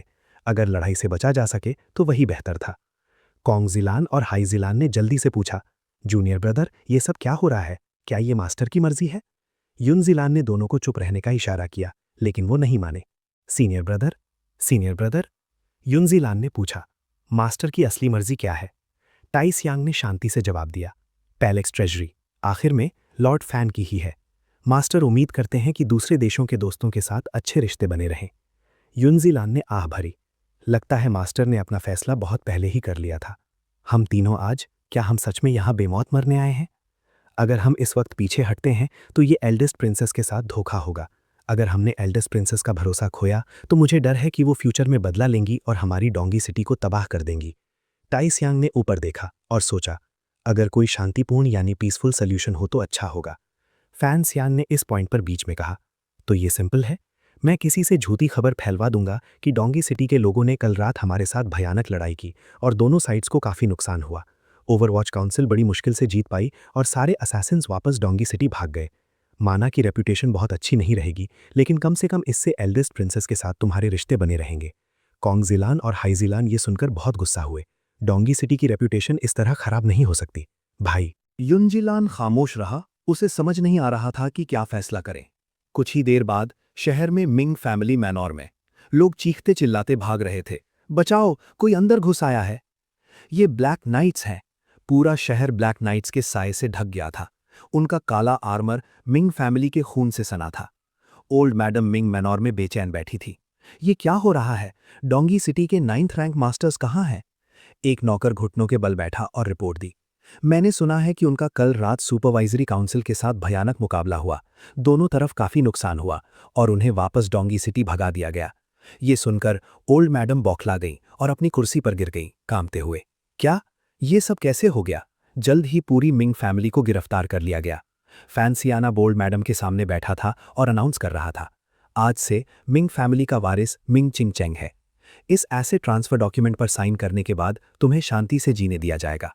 ओल्ड मैडम ने कांपते हुए पूछा, अगर मैं साइन न करूं तो फैंसियान ने पलटकर कहा। उसके बगल में खड़े गार्ड ने अपनी तलवार निकाली, जो कि शायद जवाब था। ओल्ड मैडम खामोश रही। उसने धमकी देना शुरू किया, क्या तुम जानते हो मिंग फैमिली का सबसे बड़ा बैकर कौन है? प्रिंस और एल्डेस्ट प्रिंसेस के अलावा यहाँ किन फैमिली और जुनशान सोसाइटी भी हैं। नौजवान, वक्त के साथ चलो, तुम इन लोगों से दुश्मनी नहीं मोल सकते। फैंसियान काम रहा। पैलेस ट्रेजरी मेरे मैनेजमेंट में है, ये शाही फरमान है। ओल्ड मैडम ये सुनकर बस मुस्कुराई। फैंसियान ने पूछा, तुम क्यों हंस रही हो? ओल्ड मैडम ने हंसना जारी रखा। मैं तुम्हारे इस रौब पर हंस रही हूं, पर तुम्हें अपनी लिमिट्स नहीं पता। आजकल के बच्चे अभी भी बहुत नादान हैं। ये रास्ता इतना आसान नहीं है। फैंसियान गहरी सोच में डूब गया और कुछ नहीं बोला। रात हुई। शैडो ने फैंसियान से पूछा, क्या उन्होंने साइन कर दिए हैं? उसने जवाब दिया, कोई और रास्ता नहीं था तो उन्हें साइन तो करने ही थे। शैडो को शक हुआ, तो तुम्हारी तेवरी क्यों चढ़ी है? फैंसियान ने अपनी चिंता जताई। जुनशान सोसाइटी, क्या तुमने कभी इसका नाम सुना है? आज सुबह की बात याद करते हुए, जब ओल्ड मैडम बार बार इस नाम का इस्तेमाल करके धमका रही थी। जुनशान सोसाइटी ने पहले ही अपने लोग भेज दिए हैं। तब तक मुझे डर है कि तुम बहुत पछताओगे। ये नाम सुनकर शैडो की आंखें तेज हो गईं। ये कैसे हो सकता है? जुनशान सोसाइटी। शैडो ने समझाना शुरू किया। जुनशान सोसाइटी एल्डर्स प्रिंसेस के अंदर आने वाली एक असैसिनेशन ऑर्गेनाइजेशन है। एल्डर्स प्रिंसेस ने पैलेस ट्रेजरी और नॉर्दर्न की के साथ स्मगलिंग से होने वाली बड़ी रकम के दम पर बहुत सारे मार्शल आर्ट्स मास्टर्स को रिश्वत देकर जुनशान सोसाइटी में शामिल किया है। इस ऑर्गेनाइजेशन को सुपरवाइजरी काउंसिल या हिज मैजेस्टी भी कंट्रोल नहीं कर सकते। अगर उन्होंने किसी को टारगेट किया तो सिर्फ मौत ही मिलती है। ये सुनकर फैन सियान के बाल खड़े हो गए। ठंडा पसीना उसके गालों से टपकने लगा। अचानक कुछ पत्ते कट गए। शैडो की पुतलियां अचानक सिकुड़ गईं। उसके दिल में एक शीजन पैदा हुई। उसने तुरंत मुड़कर अपना हथियार निकाला और होशियार हो गया। शैतान का नाम लिया और शैतान हाजिर। हवा तेज हो गई। दोनों ने बहुत तनाव महसूस किया। शैडो ने डर के मारे कहा, "ये ऑरा एक ग्रेट ग्रैंड मास्टर की है।" फैन सियान दंग रह गया। क्या जुनशान सोसाइटी के पास ग्रेट ग्रैंड मास्टर की ताकत वाला कोई है? नामुमकिन, बिल्कुल नामुमकिन। अगर उनके पास सच में ग्रेट ग्रैंड मास्टर की ताकत होती तो उन्होंने हमें इतनी आसानी से मिंग परिवार को बर्बाद क्यों करने दिया होता? जब वो हैरान था तब तक एक शख्स फैन सियान के सामने छत पर उतर चुका था। चांदनी रात में ये शख्स मौत के फरिश्ते की तरह लग रहा था, जो किसी भी वक्त उसकी जान लेने के लिए तैयार था। चांदनी ने उसके चेहरे को रोशन किया, जिससे एक बुजुर्ग आदमी दिखाई दिया जिसकी दाढ़ी साफ सुथरी थी और आंखें चाकू की तरह तेज थीं। उसने धमकी दी, "तुरंत ब्लैक नाइट्स को पीछे हटने का हुक्म दो और मिंग परिवार के सदस्यों को रिहा करो। मैं तुम्हारी जान बख्श सकता हूँ।" फैन सियान की रीढ़ की हड्डी में सिहरन दौड़ गई। उसका दिमाग तेज चलने लगा। एक ग्रेट ग्रैंड मास्टर? ये कौन सा ग्रेट ग्रैंड मास्टर है? दुनिया में सिर्फ 5 लोग हैं जो ग्रेट ग्रैंड मास्टर रेल्म तक पहुंचे हैं। कूहे नॉर्दर्न ची नहीं छोड़ सकता। सिगुजियान अभी भी तन्हाई में है और यूनक होंग महल में हिज मैजेस्टी की हिफाजत कर रहे हैं। जब आप नामुमकिन को हटा देते हैं तो जो बचता है, चाहे वो कितना भी गैर मुनासिब क्यों ना हो, वही सच होता है। ये शख्स सिर्फ ये परिवार का मुखिया ये लियू यून ही हो सकता है जो दुनिया की सैर कर रहा है। फैन सियान के चेहरे पर एक हल्की मुस्कान आई। अगर ये लियू यून है तो इससे निपटना आसान है। फैन सियान को खामोश देखकर ये लियू यून ने धमकाना जारी रखा, "मैं फिर से कहता हूँ, ब्लैक नाइट्स को पीछे हटने का हुक्म दो और मिंग परिवार के सदस्यों को रिहा करो, वरना..." अचानक फैन सियान ने उसकी तरफ इशारा किया और जोर से चिल्लाया, "नाटक बंद करो। मैं शर्त लगाता हूँ कि तुम हमला करने की हिम्मत नहीं करोगे। ये लियू यून, तुम्हें अभी चले जाना चाहिए और मैं ऐसा दिखावा करूंगा कि तुम आज यहाँ कभी आए ही नहीं थे।" शैडो भी फैन सियान को इतना निडर देखकर बहुत हैरान था। ये लियू यून घुराया, "तुम किस बिना पर यह मान रहे हो कि मैं हमला नहीं करूंगा?" फैन सियान ने तुरंत जवाब दिया, "अगर तुमने मुझे मारा तो मैं अंकल वू चू से बदले में तुम्हारे पूरे परिवार को खत्म करवा दूंगा।" ये लियू यून चौंक गया, हकबकाते हुए बोला, "क्या?" ये लियू यून को अपना आपा खोते देख फैन सियान और भी अकड़ गया। 4 ग्रेट ग्रैंड मास्टर्स क्या हैं? उनमें ऐसी क्या बड़ी बात है? जब तक वो बेरहम और नादान सिगुजियान ना हो, कोई मुझे मारने की हिम्मत नहीं करेगा। वो डगमगा रहा है। अच्छा मौका है। फैन शियन ने दुमदार तरीके से बोलना शुरू किया। मिंग परिवार ने फायदे के लिए एल्डेस्ट प्रिंसेस के साथ साजिश की, जापानीज डाकुओं के साथ मिलकर काम किया और अपने गंदे कामों को छुपाया। ग्रेट ग्रैंड मास्टर, ये आपको उनके साथ नहीं फंसना चाहिए, वरना मुझे डर है कि ये परिवार खुद को बचाने में मुश्किल महसूस करेगा। ये लियू यून ने तेवरी चढ़ाई और पलटकर कहा, "तुम्हें जुनशान सोसाइटी के साथ मेरे रिश्ते के बारे में पता है?" फैन शियन ने अपने हाथ पीछे करके पूरे भरोसे के साथ जवाब दिया, "हालांकि आप एक बड़े ग्रेट ग्रैंड मास्टर हैं जो कहीं भी घूम सकते हैं, लेकिन पहाड़ों में दोस्तों से मिलने के लिए भी पैसों की ज़रूरत होती है। इसलिए जुनशान सोसाइटी वो संगठन है जो आपको घूमने फिरने के लिए फंड्स देता है और बदले में आपको मिंग परिवार की हिफाजत करनी पड़ती है। सही कहा ना?" ये लियू यून ने कोई जवाब नहीं दिया, अपने पैर से जोर लगाया और छत से आंगन में कूद गया। फैन शियन के ठीक सामने उतरा। शैडो ने चिंता में अपनी तलवार निकाल ली। ये लियू यून ने अपनी ची इकट्ठा करनी शुरू की। उसका लहजा धीरे धीरे सख्त होता गया। "तुम बिल्कुल अपनी माँ की तरह हो, होशियार, लेकिन तुम्हारी माँ समझती थी कि दूसरों की दौलत में दखल देना उनके माँ बाप को मारने के बराबर है, लेकिन तुम नहीं समझते।" फैन शियन मुस्कुराया और सौदा करने लगा, "कुछ मामलों में मैं थोड़ा सख्त ज़रूर हूँ, लेकिन आप जैसे सीनियर के लिए पहले ट्रेजरी का माली सहायता, फाइनेंशियल सपोर्ट देना बिल्कुल स्वाभाविक है। मैं साफ बोलता हूँ, मिंग परिवार ने आपको पहले जितना भी दिया था, मैं उसका पूरा भुगतान करूंगा, लेकिन मिंग परिवार के साथ कैसे निपटना है ये फैसला मैं करूंगा।" ये लियू यून के तेवर बहुत सख्त रहे और उसने अपनी आस्तीन से कुछ निकालना शुरू किया। "तुम बहुत सादगी से सोच रहे हो।" फैन शियन ने साफ देखा कि ये लियू यून के हाथ में कुछ चमक रहा है। उसने तुरंत मुड़कर शैडो को चिल्लाया, "रास्ते से हटो।" ये लियू यून को हाथ लहराते हुए देखा गया और उसके सामने एक रोशनी की लहर दिखाई दी। इस रोशनी की लहर ने सामने वाली पूरी इमारत को 2 हिस्सों में काट दिया। खुशकिस्मती से फैन शियन ने शैडो को जमीन पर खींच लिया और वो बाल बाल बच गए। ये लियू यून ने घूर कर कहा, "याद रखना जो तुमने कहा था, भूलना मत, तुम्हारी भी कमजोरियां हैं।" इस पल वो पूरी इमारत जो 2 हिस्सों में कट गई थी टूटने और गिरने लगी। धूल और धुएं के बदल बिजली की गरज के साथ उठने लगे। एक पल में सब कुछ ढेर हो गया। फैन शियन के पास धूल से अपना चेहरा ढकने के अलावा कोई रास्ता नहीं था। वो लगातार खांसी कर रहा था। जब धूल शांत हुई तो ये लियूयुन कहीं दिखाई नहीं दिया। शैडो ने भी परेशानी में आसपास देखा पर कुछ नहीं मिला। उसका ऑरा गायब हो चुका है, लगता है वो चला गया है। फैंशियन ने हाथ कमर पर रखकर डांटा, अगर जाना ही था तो चले जाते, ये नौटंकी करने की क्या जरूरत थी। ये लियूयुन के जाने के बाद डुओ डुओ और टीए शांग अपने छुपने की जगह से बाहर आए। डुओ डुओ ने शर्मिंदगी से कहा, माफ करना, मैं उस शख्स को नहीं हरा सकी। टीए शांग ने भी एक जबरदस्ती की मुस्कान दी। घंटी खोलने के लिए उसे ढूंढना पड़ता है जिसने उसे बांधा हो। लॉर्ड फैन के लिए बेहतर है कि वो ये मामला खुद सुलझाएं। फैंसियन ने ठंडी सांस भरी। पैलेस ट्रेजरी का मामला कुछ हद तक सुलझा हुआ माना जा सकता है। अगले कदम में हमें बस खास लोगों को बदलना है और अपने लोग बिठाने हैं। फिर फैंसियन ने एक हुक्म दिया, याद रखना, जो शख्स अभी आया था वो सीगू जियान था, ये लियूयुन नहीं। उसने एक अजीब सा चेहरा बनाकर चेतावनी दी, अगर बाहर किसी ने बकवास की तो अपनी जान से हाथ धो बैठोगे। सबने एक साथ जवाब दिया, समझ गए। फैंसियन ने खुशी से चुटकी बजाई और कहा, अच्छा है, ऐसे ही करते हैं।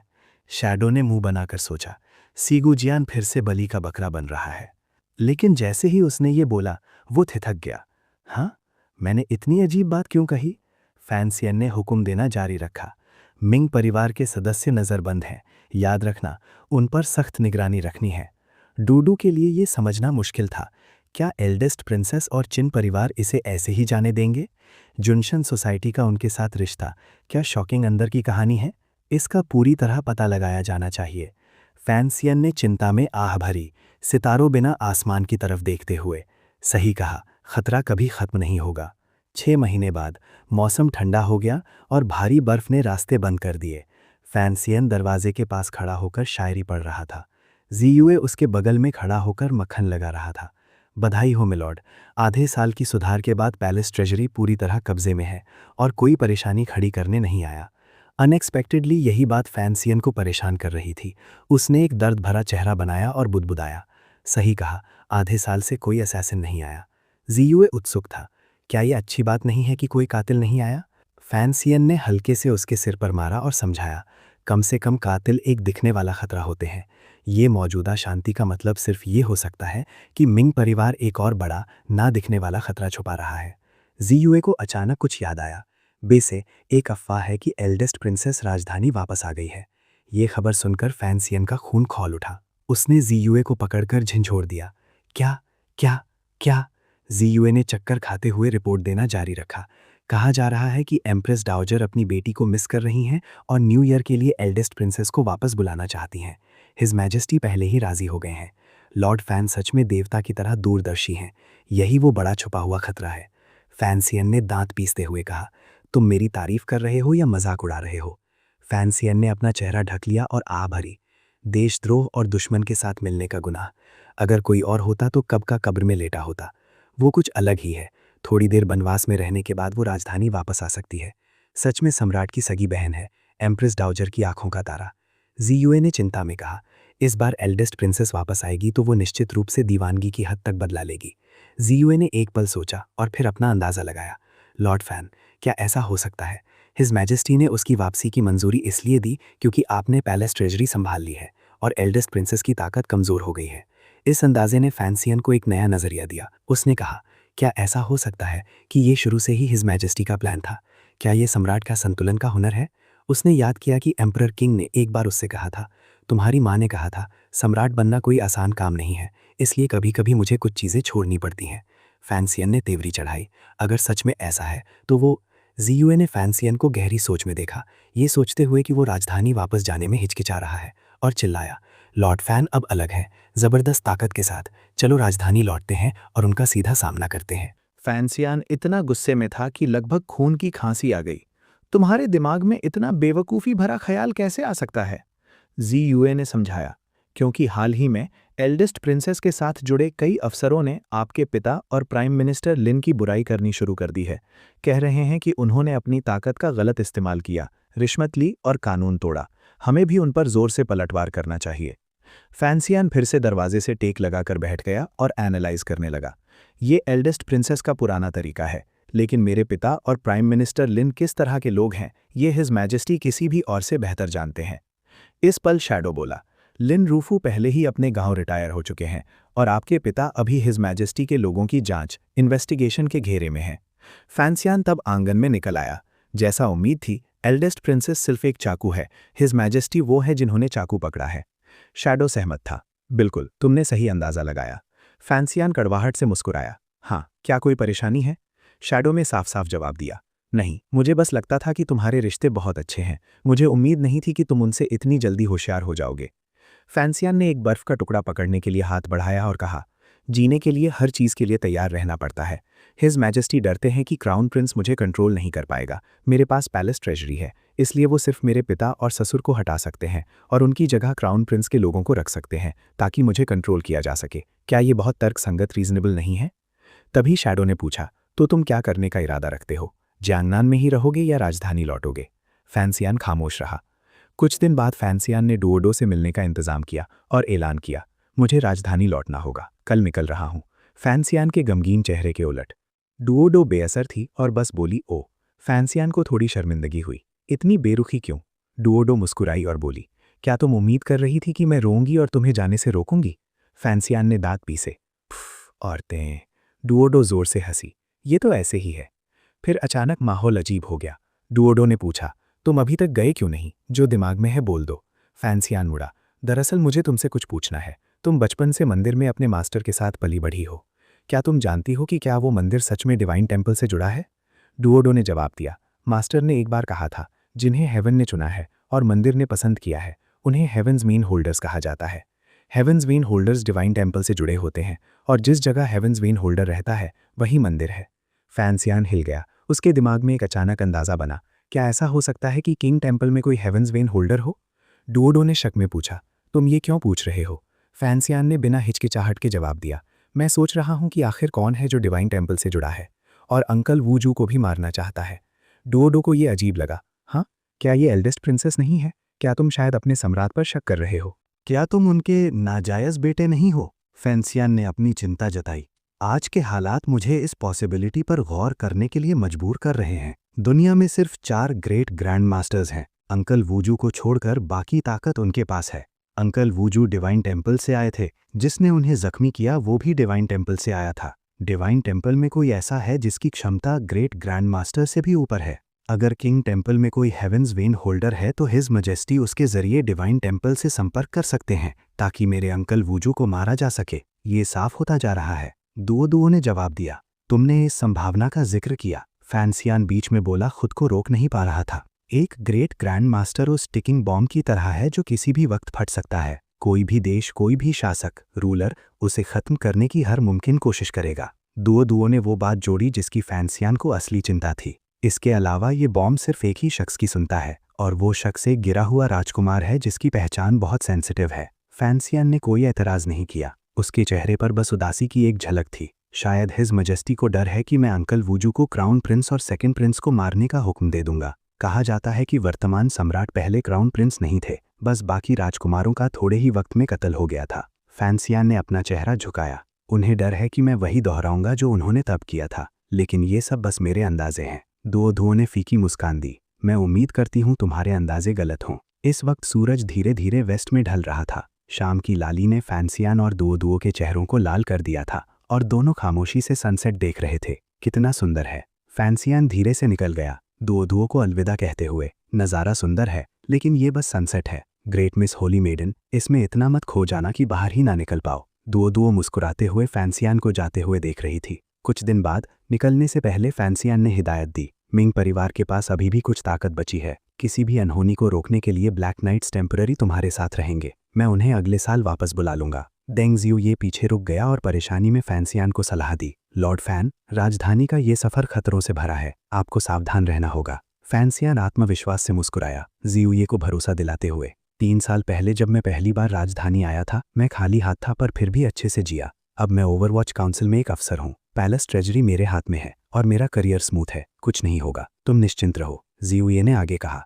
वैसे मैंने सुना है प्राइम मिनिस्टर लिन अपने गांव रिटायर हो गए हैं। मिलॉर्ड, आप वुजू से गुजरेंगे, आप उनसे मिल सकते हैं। फैंसियान ने मुस्कुराकर जवाब दिया, मैं भी यही सोच रहा था। थोड़ी देर बाद लिन मैनर के स्टडी में फैंसियान ने लिन रूफू का सम्मान किया और पूछा, क्या मैं ससुर जी से पूछ सकता हूँ राजधानी में अभी क्या हाल है? आपके पिता सिर्फ वाइस मिनिस्टर ऑफ रेवेन्यू हैं, उनके पास कोई असली ताकत नहीं है। हिज मजेस्टी इस बार उनकी जांच क्यों करना चाहते हैं? रूफू ने सिर हिलाया, असली ताकत नहीं है, क्या तुम जानते हो कि टाइगर गार्ड्स का कमांडर, जिनकी शोहरत ब्लैक नाइट से कम नहीं है, कोई और नहीं तुम्हारे पिता है?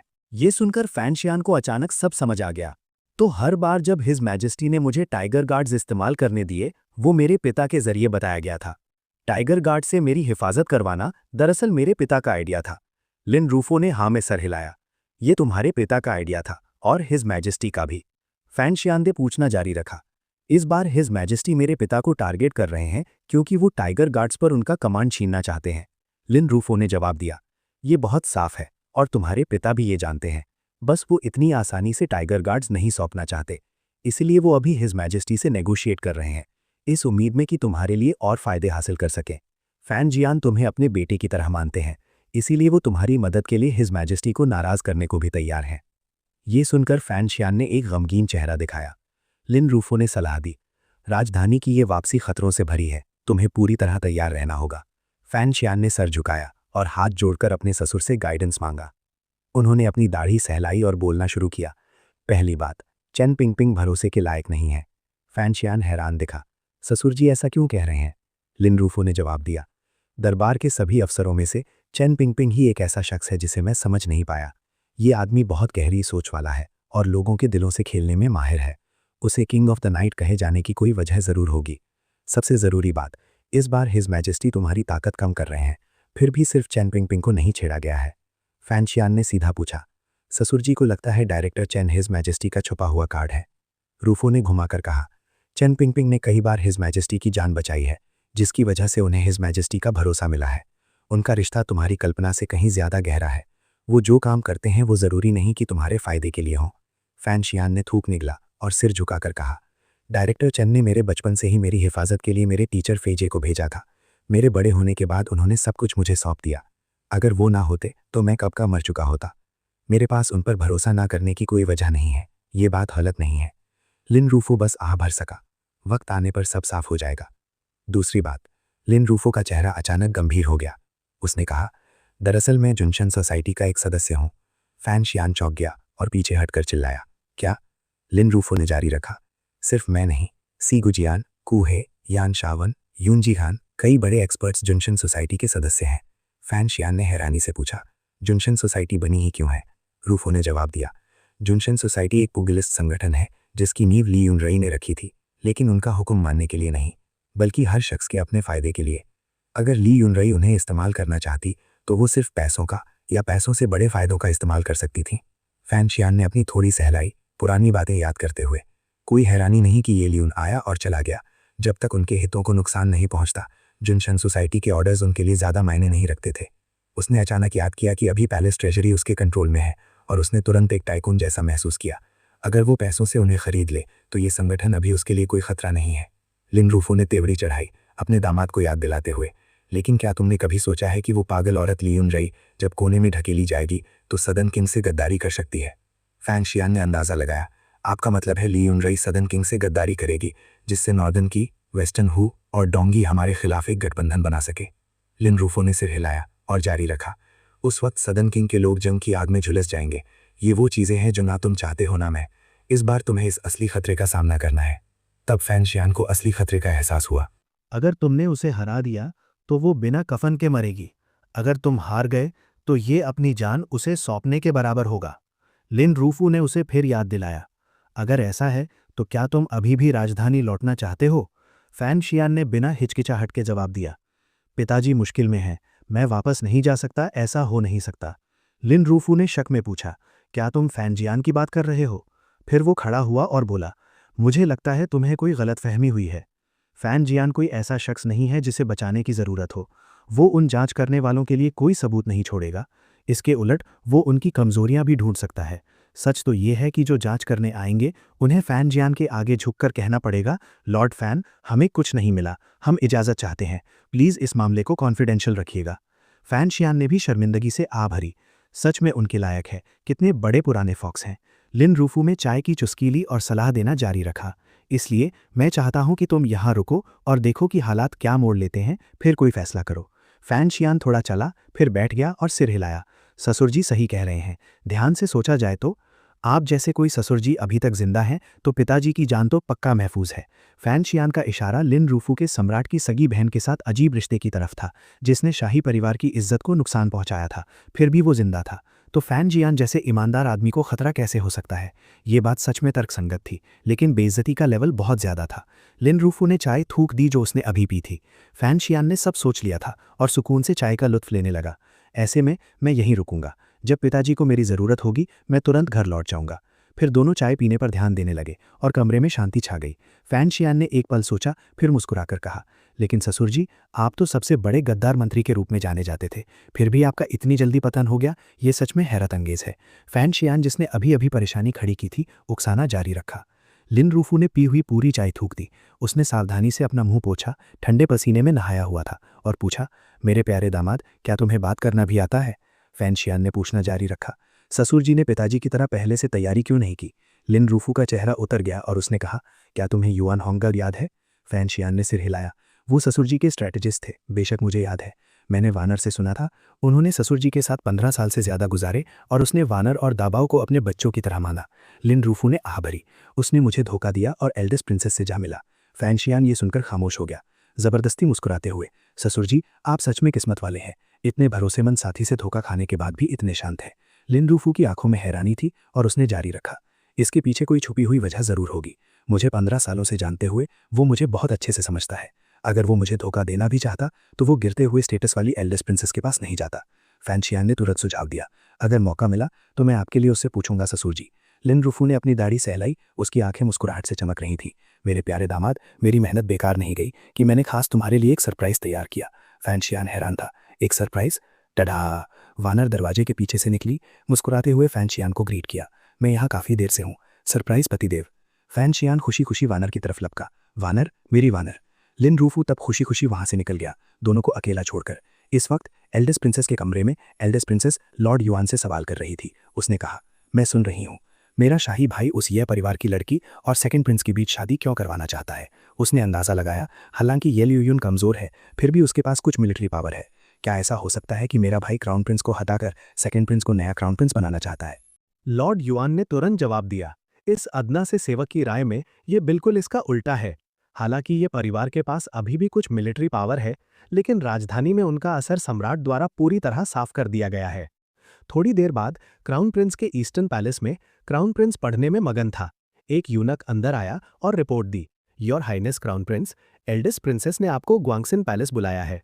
ये सुनकर क्राउन प्रिंस खुशी से उछल पड़ा, ये तो कमाल है। वो यूनक तुरंत पीछे हटा, ये सेवक सीडन चेयर तैयार करने जाता है। क्राउन प्रिंस ने उसे वापस बुलाया, रुको, पहले मेरे लिए एक पॉट चाय बनाओ। क्राउन प्रिंस तुरंत नहीं गया, बल्कि सुकून से चाय पीने बैठ गया और सोचने लगा, आंट काफी वक्त से शिनयांग में थी और हम नहीं मिले। हालांकि आंट राजधानी वापस आ गई हैं, मुझे नहीं पता उनका अब क्या एटीट्यूड है।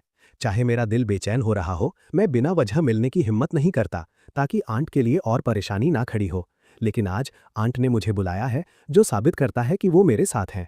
मुझे अच्छा परफॉर्म करना होगा, मैं आंट को निराश नहीं कर सकता।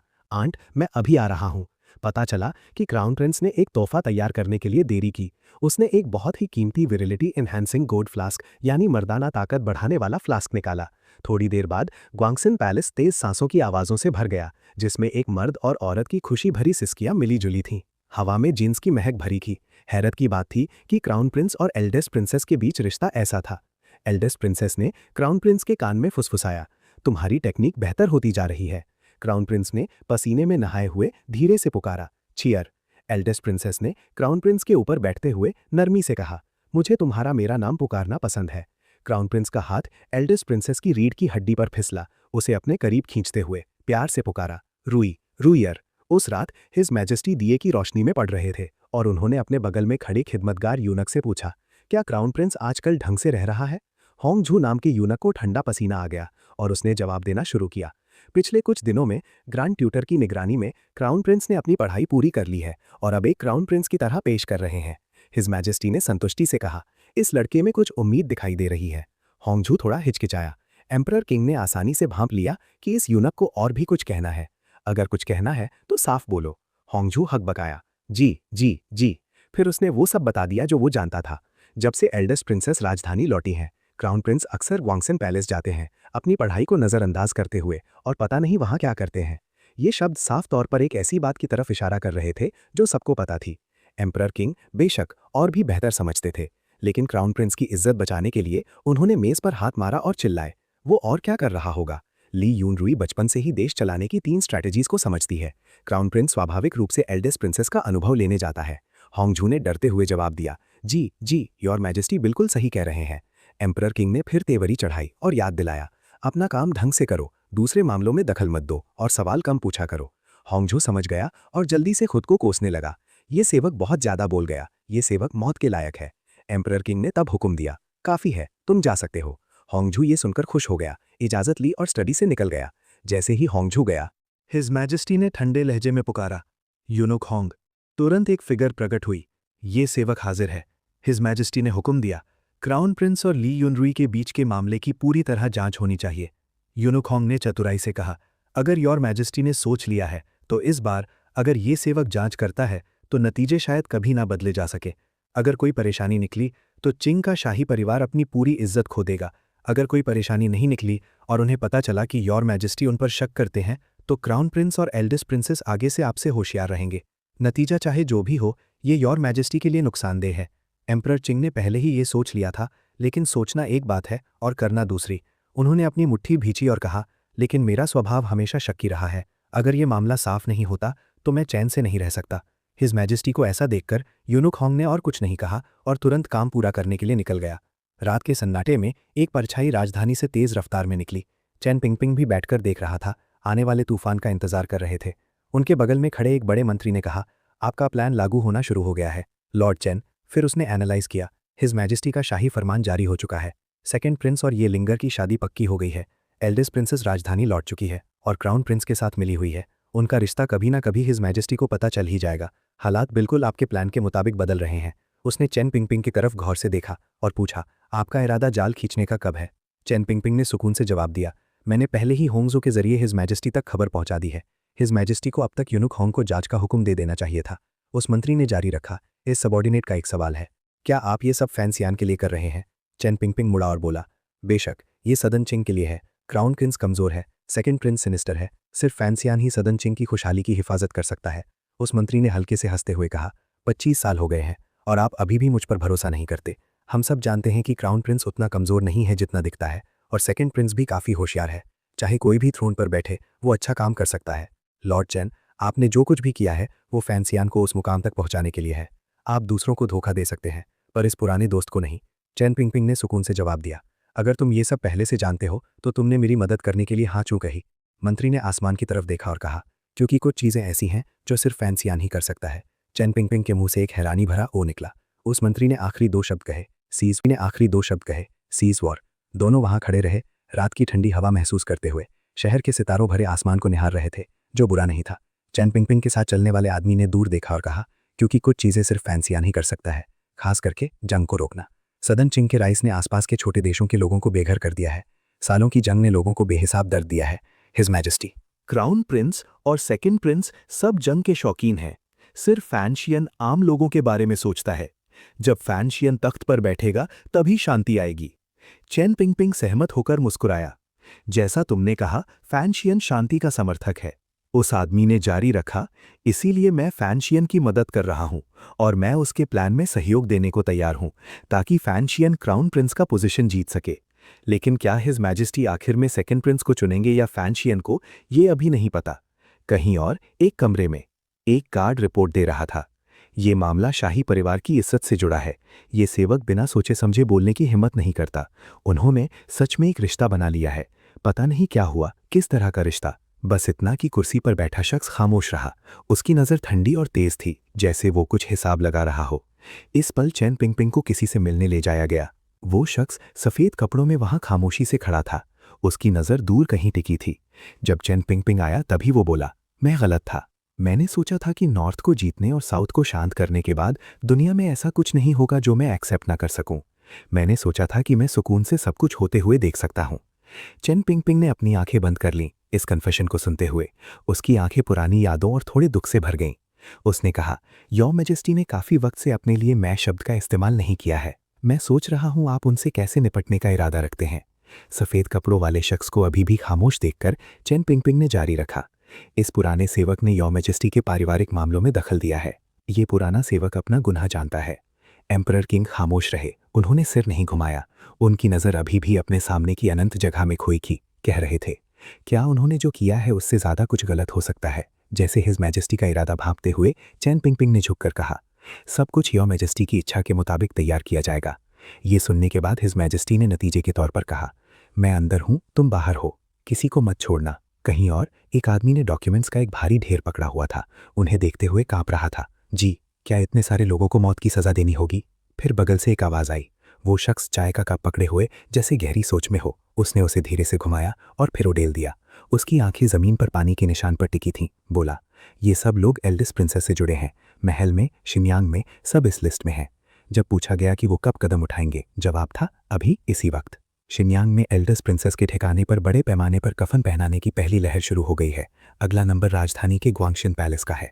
ली यूनरुई हून से लथपथ कमरे के एक कोने में दुबक गई, खुद को और छोटा करने की कोशिश कर रही थी। उसके कपड़े बिखरे हुए थे, उसका पूरा शरीर कांप रहा था, उसकी आंखें नफरत से भरी थीं। वो रात में लगभग दांत पीसते हुए एक नाम पुकार रही थी, Chen Pingping. At this time Chin manor में आसमान बिल्कुल काला था, घने काले बादलों के साथ। लेकिन किन ये अभी भी बकेट लेकर अपने गार्डन में कैबेज पैच को पानी दे रहे थे। अचानक एक यंग आदमी दूर से भागता हुआ आया। हाफते हुए उसने खबर दी, ओल्ड मास्टर, कुछ बहुत बुरा हुआ है। ओवरवॉच काउंसिल ने एल्डेस्ट प्रिंसेस के खिलाफ मूव किया है। चिन ये सुनकर थोड़ा सरप्राइज्ड हुए और पूछा, क्यों? यंग मैन ने जवाब दिया, मुझे नहीं पता, सब लोग यही बात कर रहे हैं, लेकिन ये इतना अचानक हुआ, किसी को समझ नहीं आ रहा क्यों। हिज मैजेस्टी की कंसेंट के बिना ओवरवॉच काउंसिल एल्डेस्ट प्रिंसेस को छूने की हिम्मत नहीं करेगी। उसे ऐसा कहते देख वो यंग मैन जो पसीने से तरबतर था बोला, क्या ये सब हिज मैजेस्टी की मर्जी हो सकती है? तो अब हमें क्या करना चाहिए? अगर एल्डेस्ट प्रिंसेस ने हमारी डीलिंग्स एक्सपोज कर दी तो क्या हिज मैजेस्टी हमें भी डील करेंगे? चिन ये अपने कैबेज पैच को पानी देते रहे और कहा, अब सिर्फ एक ही सोल्यूशन है, इंतजार करना। इंतजार करो और देखो कि क्या ये एल्डेस्ट प्रिंसेस आज जिंदा बच सकती है। ग्वांगसिन पैलेस में स्टडी में जमीन पर खून की एक लंबी ट्रेल थी। यूनक होंग चुपचाप स्टडी के बाहर खड़े थे। एल्डेस्ट प्रिंसेस, जिसके कपड़े बिखरे हुए थे, एक्सप्रेशनलेस चेहरे के साथ बाहर आईं। मुझे एम्प्रेस डावेजर से मिलना है। यूनक होंग ने अपना सर घुमाया और आंखें बंद कर लीं और एक्सप्रेशनलेस चेहरे के साथ जवाब दिया, एम्प्रेस डावेजर आराम कर रही हैं। हिज मैजेस्टी ने ऑर्डर दिया है कि एम्प्रेस डावेजर को डिस्टर्ब ना किया जाए। ये सुनकर एल्डेस्ट प्रिंसेस बहुत गुस्सा हो गईं और चिल्लाईं, क्या तुम्हारे लिए मेरी बातों की अब कोई वैल्यू नहीं रही? लेकिन जब उसने यूनक होंग को ये कहते हुए सुना कि हिज मैजेस्टी बाद में उनसे मिलने आएंगे, तो एल्डेस्ट प्रिंसेस को जैसे सहारा मिल गया। उसका चेहरा अचानक खिल उठा। वो मुझसे मिलना चाहते हैं, ये तो बहुत अच्छा है। इस पल उसका दिल काफी हल्का महसूस हो रहा था। हर जगह लाशें और खून अब चिंता की बात नहीं लग रही थी। हिज मैजेस्टी एम्प्रेस के पैलेस में है। सफेद मॉर्निंग अटायर जैसे पूरे पैलेस के लिए था। कपड़े का हेम पहले ही खून से लाल हो चुका था। नौकरों की लाशें बिखरी पड़ी थी और पूरा पैलेस खून की बदबू से भरा था। क्राउन प्रिंस बाहर से भागता हुआ अंदर आया, भागते हुए चिल्ला रहा था, एग्जीक्यूट, एग्जीक्यूट किया। उन्होंने क्या जुर्म किया है? इंपीरियल फादर ऐसे क्यों है? ये मदर का बेड चेंबर है, ये मदर का बेड चेंबर है। इंपीरियल फादर मदर के साथ ऐसा बर्ताव कैसे कर सकते हैं? अपने बेटे की ये बातें सुनकर एम्परर क्लिंग ने ठंडे लहजे में कहा, तुम खुद सोचने की कोशिश क्यों नहीं करते कि तुमने क्या किया है? क्राउन प्रिंस दंग रह गया। वो जमीन पर घुटनों के बल बैठ गया। याद करने की कोशिश करने लगा कि उसने ऐसा क्या किया है जिसने इंपीरियल फादर को इस हद तक गुस्सा दिला दिया। क्या ऐसा हो सकता है कि आंट के साथ उसका अफेयर इंपीरियल फादर को पता चल गया हो? एम्परर क्लिंग की आंखें, जो दुख और दर्द दोनों से भरी थी, उन्होंने अपने बेटे को देखा और कहा, तुम्हें देखकर मुझे घिन आती है। कमरे के कोने में खड़ी एम्प्रेस ने एम्परर क्लिंग को देखा, फिर जमीन पर घुटनों के बल बैठे अपने बेटे को। तब जाकर वो बोली, मुझे लगा था कि पति पत्नी के रूप में दशकों के बाद मैं तुम्हें थोड़ा बहुत समझती होंगी, लेकिन आज ही मुझे एहसास हुआ कि मैंने तुम्हें कभी सच में नहीं समझा। जमीन पर घुटनों के बल बैठे क्राउन प्रिंस के रिएक्शन की परवाह किए बिना और हिज मैजेस्टी की दर्द भरी नजरों की परवाह किए बिना वो बोलती गई, मुझे लगा था कि तुम पुराने वक्त की खातिर मेरे बेटे को थ्रोन इनहेरिट करने में मदद करोगे। मैंने कभी उम्मीद नहीं की थी कि तुम इतने बेरहम और एहसान फरामोश होंगे। उस वक्त मेरे परिवार ने तुम्हें थ्रोन पर बैठाने के लिए अपनी सारी ताकत लगा दी थी। उस इंचैंट्रेस को खत्म करने में तुम्हारी मदद की, और अब बदले में ये तुम्हारा धोखा है। तुमने लोगों का गुस्सा शांत करने के लिए कहा कि ये सब सिर्फ मेरा आइडिया था, लेकिन हकीकत क्या है? ये सोचते हुए कि ये बातें करंट सिचुएशन को बदल सकती हैं, एम्प्रेस को बदले में एम्परर क्लिंग से एक जोर का थप्पड़ मिला। उन्होंने जमीन पर अपनी पत्नी और बेटे को देखा और ठंडे लहजे में कहा, आज काफी लोग मारे जा चुके हैं। ये कहने के बाद वो चले गए। क्राउन प्रिंस अपनी माँ के पास गया और पूछा, मदर, आपने अभी कहा उस वक्त इंपीरियल फादर ये को मारना चाहते थे। इससे पहले कि वो अपनी बात पूरी कर पाता, एम्प्रेस ने उसे घूरा। और तुमने ऐसा कौन सा अच्छा काम किया है जो उन्हें इतना गुस्सा दिला दिया? एम्प्रेस का सवाल सुनकर क्राउन प्रिंस देर तक चुप रहा और कोई जवाब नहीं दिया। थोड़ी देर बाद उसने एम्प्रेस से कहा, मदर, हमें ग्रैंडमदर के पास जाकर भीख मांगनी होगी। अब सिर्फ ग्रैंडमदर ही मुझे बचा सकती हैं। एम्प्रेस के पैलेस के मामलों को निपटने के बाद एम्परर चिंग बाहर निकले और यूनक को सख्ती से पहरा देने का निर्देश दिया। किसी को भी अंदर या बाहर आने की इजाज़त नहीं दी। तुम्हें पता होना चाहिए कि यहाँ और ग्वांगसिन पैलेस के मामलों को किससे राज रखना है ना? यूनक ने डर के मारे जवाब दिया। ये नौकर समझता है। एम्प्रेस डावेजर इस तरफ अभी भी नहीं जानती थीं कि पैलेस में क्या हुआ है। उन्होंने चाय का कप पकड़ा और अपने पास खड़ी पैलेस मेड से पूछा, आज कोई रिस्पेक्ट्स पे करने क्यों नहीं आया? पास खड़ी पैलेस मेड ने जवाब दिया, एम्प्रेस डावेजर को रिपोर्ट करती हूँ। सब कह रहे हैं कि उनकी तबीयत ठीक नहीं है। एम्प्रेस डावेजर ने चाय की एक चुस्की ली और कहा, क्या एल्डेस्ट प्रिंसेस और एम्प्रेस दोनों की तबीयत खराब है? पैलेस मेड ये सुनकर बोली, एल्डेस्ट प्रिंसेस के पास वाली पैलेस मेड ने अभी आकर मैसेज दिया है, कह रही थी उन्हें कोल्ड हो गया है। ये सुनकर एम्प्रेस डावेजर ने आगे नहीं पूछा। उन्हें जरा भी अंदाजा नहीं था कि इंपीरियल पैलेस में एक बड़ा पर्ज हो रहा है। इस वक्त एल्डेस्ट प्रिंसेस थकी हुई हालत में पानी में भीगी हुई थीं। कमरा बिखरा हुआ था, सामान इधर उधर फैला और टूटा हुआ था। जब उन्होंने एम्परर चिंग की आवाज़ सुनी तो उनकी खाली आंखों में अचानक बदलाव आया। वो तुरंत खड़ी हुई, मुड़ी और जोर से पुकारा, इंपीरियल ब्रदर। लेकिन जब उन्होंने एम्परर चिंग को मॉर्निंग क्लोथ्स में देखा तो उनकी खुशी जल्दी गायब हो गई। वो एम्परर चिंग से लिपट गईं। उन्होंने पूछा, क्यों इंपीरियल ब्रदर, क्या आप पूछना चाहते हैं कि मैं 30 साल से ज़्यादा उम्र में भी अभी तक अनमैरिड क्यों हूँ? उन्होंने अपने सामने खड़े एम्परर चिंग को देखा, अपनी भीगी हुई बॉडी को घसीटते हुए बोली, पूछिए कि 15 साल की उम्र में मैंने बेशर्मी से टॉप स्कॉलर को क्यों सेड्यूस किया? आप सब मुझसे क्या पूछना चाहते हैं?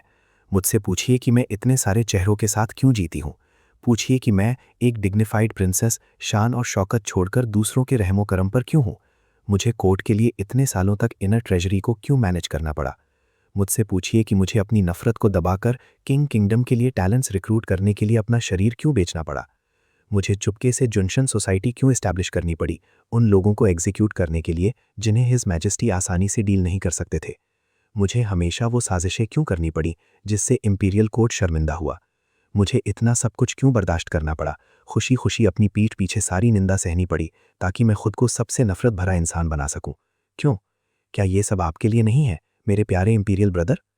हिज मैजेस्टी ने ठंडे दिमाग से भीगी हुई एल्डेस्ट प्रिंसेस को देखा और कहा, तुम अपने दिल में अच्छी तरह जानती हो तुम ये सब काम अपनी पावर की एम्बिशन को सैटिस्फाई करने के लिए करती हो। जब मैंने तुम्हारी पावर वापस ले ली तो तुमने पागलों की तरह बदला लेने की कोशिश की। तुम हमेशा कहती थीं कि ये मेरे लिए था, लेकिन हकीकत में तुम्हारे बिना भी ऐसे बहुत से लोग होंगे जो मेरे लिए वो काम करने को तैयार होंगे। तो ऐसा नहीं है कि तुमने मेरे लिए सैक्रिफाइस किया, बल्कि मैंने हमेशा तुम्हें छूट दी। लेकिन कुछ मामले ऐसे हैं जिनमें तुम्हें दखल नहीं देना चाहिए था। सेकंड प्रिंस पहले ही तुम्हारे द्वारा करप्ट हो चुका है और अब तुम क्राउन प्रिंस को बहकाना चाहती हो। तुम जानती हो वो क्राउन प्रिंस है, वो एयर जिसे मैंने बड़ी मेहनत से नर्चर किया है। इस बार तुमने मेरी लाइन क्रॉस कर दी है। हिज मैजेस्टी के गुस्से भरे शब्दों का सामना करते हुए एल्डेस्ट प्रिंसेस ने अपना सर झुका लिया, बिना किसी पछतावे या दुख के। वो पानी में खड़ी रहीं और बोली, तो इंपीरियल ब्रदर की लाइन सच में बहुत सारी हैं। इंपीरियल ब्रदर, आपको कम हिपोक्रिटिकल होना चाहिए। एल्डर ब्रदर हमेशा खुद को दुनिया का सबसे सेंटिमेंटल और राइचस इंसान दिखाते हैं, लेकिन आप मुझे कैसे धोखा दे सकते हैं? आप हमेशा से मुझे खत्म करना चाहते थे, लेकिन आप अपने दिल में अच्छी तरह जानते हैं आप मेरे कर्जदार हैं। तो अगर आप मुझे खत्म करना चाहते हैं, अपनी खुद की बहन से डील करना चाहते हैं, तो आपको खुद को कन्विंस करने के लिए एक जस्टिफाइबल रीज़न चाहिए, ताकि आपको लगे कि आपने कुछ गलत नहीं किया है, कि ये सब इसलिए है क्योंकि मैं ऐसी सज़ा डिज़र्व करती हूँ। पूरी तरह भीगी हुई एल्डेस्ट प्रिंसेस हिज मैजेस्टी के सामने खड़ी होकर उनसे सवाल कर रही थीं। एम्परर किंग ने उन्हें वैसी ही ठंडी नज़रों से देखा। मैं फिर पूछता हूँ क्यों? इस पल प्रिंसेस के सारे इमोशंस फूट पड़े। उन्होंने हिज मैजेस्टी का रोब जोर से पकड़ा और चिल्लाईं, क्योंकि मैं आपको पसंद करती हूँ ब्रदर एम्परर। उनकी प्यूपिल्स सिकुड़ गईं, आंखें वाइल्ड थीं, उनके खूबसूरत चेहरे पर आंसू बह रहे थे, एक पागलपन भरी मुस्कान के साथ। उन्होंने कहा, चेंगर बिल्कुल आपकी तरह है। अगर मैं आपको नहीं पा सकती तो एक सब्स्टिट्यूट ढूंढना इतना एक्सेप्टेबल नहीं है क्या? आपको ऐसा नहीं लगता? बाहर जोरदार बारिश हो रही थी, बादल गरज रहे थे और बिजली आसमान को चीर रही थी।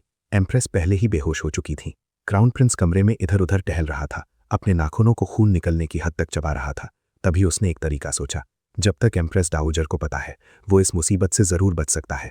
एक बार एम्प्रेस डाउजर को पता चल गया तो वो डेफिनेटली इंपीरियल फादर को उससे डील नहीं करने देंगी। लेकिन बाहर इतने सारे इंपीरियल गार्ड्समैन स्टेशन होने की वजह से उस तरफ कांटेक्ट करना नामुमकिन है। सॉल्यूशन ढूंढते हुए पास रखे लैंप ने अचानक उसका ध्यान खींचा। उसका दिमाग तेजी से घुमा। इस पल उसने खुद को इनकरेज किया, अब हिचकिचाना नहीं चाहिए, आग लगा देनी चाहिए। दूसरी तरफ एम्परर किंग एल्डेस्ट प्रिंसेस से बात कर रहे थे।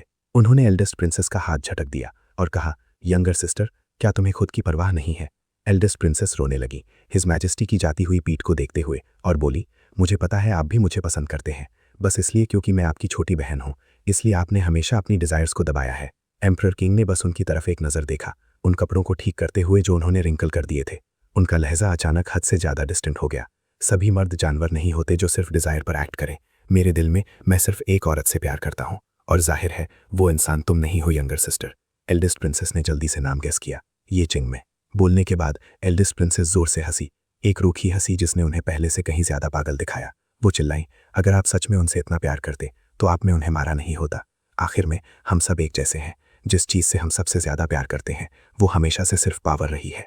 इस पल पर एम्परर चिंग ने सीधे एल्डेस्ट प्रिंसेस को उठा लिया, उन्हें पानी के ऊपर लटका दिया। हालांकि वो स्ट्रगल कर रही थीं, हिज मैजेस्टी की पकड़ और मजबूत हो गई।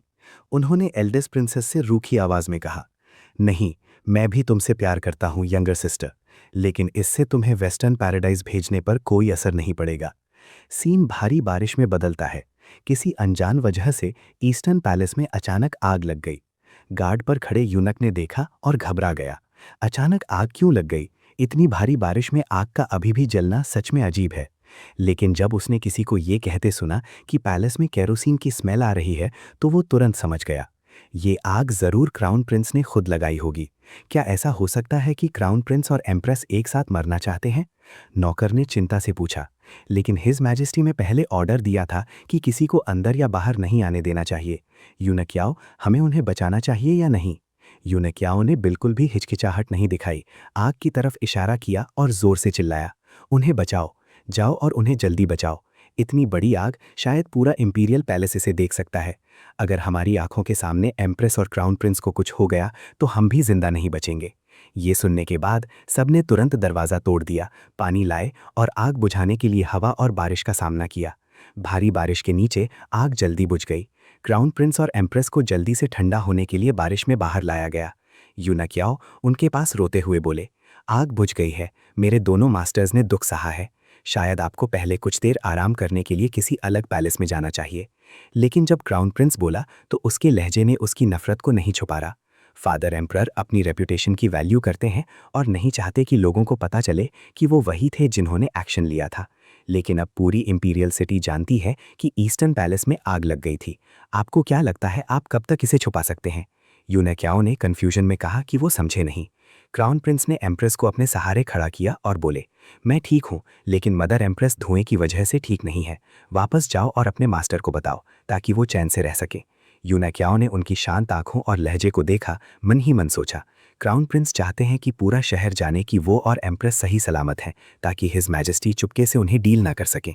क्राउन प्रिंस एम्प्रेस को सहारा देकर चलते हुए बोले, मैं आराम करते वक्त डिस्टर्ब नहीं होना चाहता। यूनक्याओ, प्लीज़ यहीं रुक जाओ। यूनक्याओ ने आदर से बात मानी। उसने उनकी जाती हुई फिगर्स को गायब होते देखा। जानबूझकर हर चीज़ का बड़ा तमाशा बनाना क्राउन प्रिंस का असली इरादा था। और तो और, बचने का रास्ता ढूंढने के लिए ये खुद को आग लगाने की टैक्टिक सोचना, क्राउन प्रिंस सच में हिम्मती हैं। उम्मीद नहीं थी कि आमतौर पर जेंटल और कमज़ोर क्राउन प्रिंस मुसीबत आने पर बिल्कुल हिज मैजेस्टी की तरह बिहेव करेंगे। एम्प्रेस डाउजर अपने कमरे में बैठी बाहर शोर सुनकर पूछा, बाहर क्या हो रहा है जो इतना शोर है? यूनक ने जवाब दिया, लगता है ईस्टर्न पैलेस में आग लग गई थी। कहा जा रहा है कि एक असासिन ईस्टर्न पैलेस में घुस आया था, लेकिन उसे डील कर लिया गया है। एम्प्रेस डाउजर को चिंता करने की ज़रूरत नहीं है। अदरक जितना पुराना होता है उतना ही तीखा होता है। रिपोर्ट सुनने के बाद एम्प्रेस डाउजर को तुरंत लगा कि कुछ तो गड़बड़ है। उनकी आंखें तेज हो गई। एक असासिन जो इतना बड़ा हंगामा कर सके, पहले कोल्ड होना, फिर रेजिडेंस में आग लगना। अगर तुम सब नहीं बोलोगे तो मैं खुद जाकर देखूंगी। अगर मुझे पता चला कि किसी के इरादे बुरे हैं तो तुम में से कोई जिंदा नहीं बचेगा। इस पल एल्डेस्ट प्रिंसेस सांस लेने के लिए हाफ रही थी, जिंदा रहने के लिए स्ट्रगल कर रही थी। अचानक किसी ने रिपोर्ट किया, एम्प्रेस डाउजर आ गई हैं। एम्प्रेस डाउजर के आने की खबर सुनकर एम्परर किंग ने तुरंत एल्डेस्ट प्रिंसेस को ज़मीन पर फेंक दिया। मैंने ही पैलेस में तुम्हारी एबिलिटीज़ को कम समझा था बहन। एल्डेस्ट प्रिंसेस ने दर्द बर्दाश्त किया, गुस्से से एम्परर किंग को घूरा। आखिर में तुम फिर भी मुझे मारने की हिम्मत नहीं जुटा पाए भाई। आज तुमने मुझे नहीं मारा, फ्यूचर में मैं तुम्हारी जान लेने के तरीके ज़रूर ढूंढ लूंगी। इन धमकियों को सुनकर एम्परर चिंग ने नफरत से कहा, मेरी जान लेने के लिए कोई क्वालिफाइड नहीं है। कसकर बंद दरवाजा अचानक लात मारकर खोला गया और एम्प्रेस काविजर अंदर आकर और ये मंजर देखकर दंग रह गईं और अपनी जगह जम गईं। वो हकलाईं, मेरे बेटे। एम्परर चिंग जल्दी से एम्प्रेस डावेजर के सामने खड़े हो गए और प्यार से बोले, मदर चिंता मत कीजिए, कुछ नहीं है, चलिए वापस चलते हैं। एम्प्रेस डावेजर ने एल्डेस्ट प्रिंसेस की बुरी हालत देखी और उनका दिल टूट गया। वो उनके बारे में पूछना चाहती थी, लेकिन एम्परर चिंग जल्दी से उन्हें ले गए। एल्डेस्ट प्रिंसेस ने हिज मैजेस्टी की जाती हुई फिगर को देखा। उनकी आंखें किलिंग इंटेंट से भरी थीं और दांत पीसते हुए बोली, तुम अपनी पूरी जिंदगी जरूर अकेले रहोगे भाई। इन शब्दों पर एम्परर चिंग ने ऐसे एक्ट किया जैसे उन्होंने सुना ही ना हो। दरवाजे पर पहुंचकर उन्होंने उन 2 गार्ड से पूछा जिन्होंने अभी दरवाजा तोड़ा था, क्या वो तुम थे जिन्होंने अभी दरवाजा तोड़ा था? दोनों ने ये सुनकर घबराहट में एक्सप्लेन किया, लेकिन इससे पहले कि वो अपनी बात पूरी कर पाते, एक तलवार उनके दिलों के आर पार हो गई। इस पल बहुत कम लोगों ने एम्परर चिंग की गुस्से से भरी आंखों पर ध्यान दिया। उन्होंने जोर दिया, तुम्हें साफ साफ याद रखना चाहिए, मैं तुम्हारा मास्टर हूं। अगले दिन मिनिस्टर्स हमेशा की तरह कोर्ट में आए, लेकिन सबको लगा कि कुछ अलग है। ऐसा लग रहा था कि हिज मैजेस्टी आज आमतौर से ज्यादा थके हुए थे। ग्रैंड सेक्रेटरी शू यू बोलने वाले पहले व्यक्ति थे। योर मैजेस्टी को रिपोर्ट करता हूं, ओवरवॉच काउंसिल ने कल रात 2 मिनिस्टर्स को अरेस्ट करने की हिम्मत की। सेंसरेट के 10 सेंसर्स में से 3 और कैपिटल के रियर कोर्टयार्ड्स में लगातार 2 ट्रैजिक केसेस हुए। इतने बड़े इंसिडेंट्स के लिए हम रिक्वेस्ट करते हैं कि ओवरवॉच काउंसिल एक रीजनेबल एक्सप्लेनेशन दे। ड्रैगन थ्रोन पर बैठे एम्परर चिंग ने धीरे से जवाब दिया, ओवरवॉच काउंसिल के एक्शंस मेरे इरादे हैं, क्या मेरे प्यारे मिनिस्टर को इसमें कुछ गलत लगता है? ये सुनकर ग्रैंड सेक्रेटरी शू यू ने तुरंत अपना सारा रौब खो दिया, हकलाते हुए, ये नौकर हिम्मत नहीं करेगा। नीचे बैठे हाई ऑफिशियल्स नई जानकारी सुनकर आपस में फुसफुसाने लगे। कितना अजीब है, इस बार हिज मैजेस्टी ने क्राउन प्रिंस के सभी ट्रस्टेड एड्स को एक ही झटके में खत्म कर दिया। क्राउन प्रिंस भी आज सुबह कोर्ट से गायब थे। क्या ऐसा हो सकता है कि क्राउन प्रिंस ने सच में कोई जुर्म किया है? सबसे आगे बैठे चेन पिंगपिंग ने अपना गला साफ किया और कहा, जिन्हें ओवरवॉच काउंसिल ने अरेस्ट किया है वो सभी अपनी जिम्मेदारियां पूरी करने में नाकाम रहे। उन्होंने एम्परर की कृपा का आनंद लिया, फिर भी सॉवरेन को धोखा दिया, जिससे आम जनता को बहुत दुख हुआ। उनके जुर्म डॉसियर्स में रिकॉर्ड कर लिए गए हैं। एम्परर चिंग ने भी अपनी मंजूरी दिखाई। ये देखकर कि हाई ऑफिशियल्स अभी भी अनकन्विंस लग रहे थे, एम्परर चिंग ने किसी को ऑर्डर दिया कि ऑफिशियल्स के रिव्यू के लिए मेमोरियल्स लाएं। उन्हें पढ़कर हर कोई हद से ज्यादा हैरान था। अंदर एल्डेस्ट प्रिंसेस के जुर्मों के सारे सबूत थे।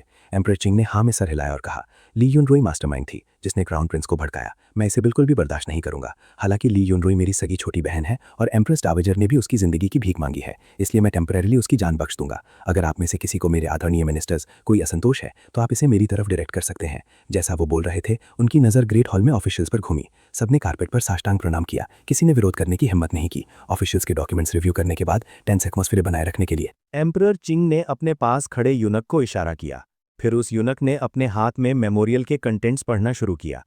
जनता के बीच गॉसिप से बचने के लिए एल्डेस्ट प्रिंसेस ली युनरुई का टाइटल प्रिजर्व किया जाएगा। आज से वो रिकवरेट होने के लिए शहर के पश्चिम में इंपीरियल विला में रहेंगी। मेरे इंपीरियल ईडिक्ट के बिना किसी को भी उन्हें डिस्टर्ब करने की इजाज़त नहीं है। वायलेटर्स का सर काट दिया जाएगा। ओवरवॉच काउंसिल को इसे मैनेज करने के लिए असाइन किया गया है।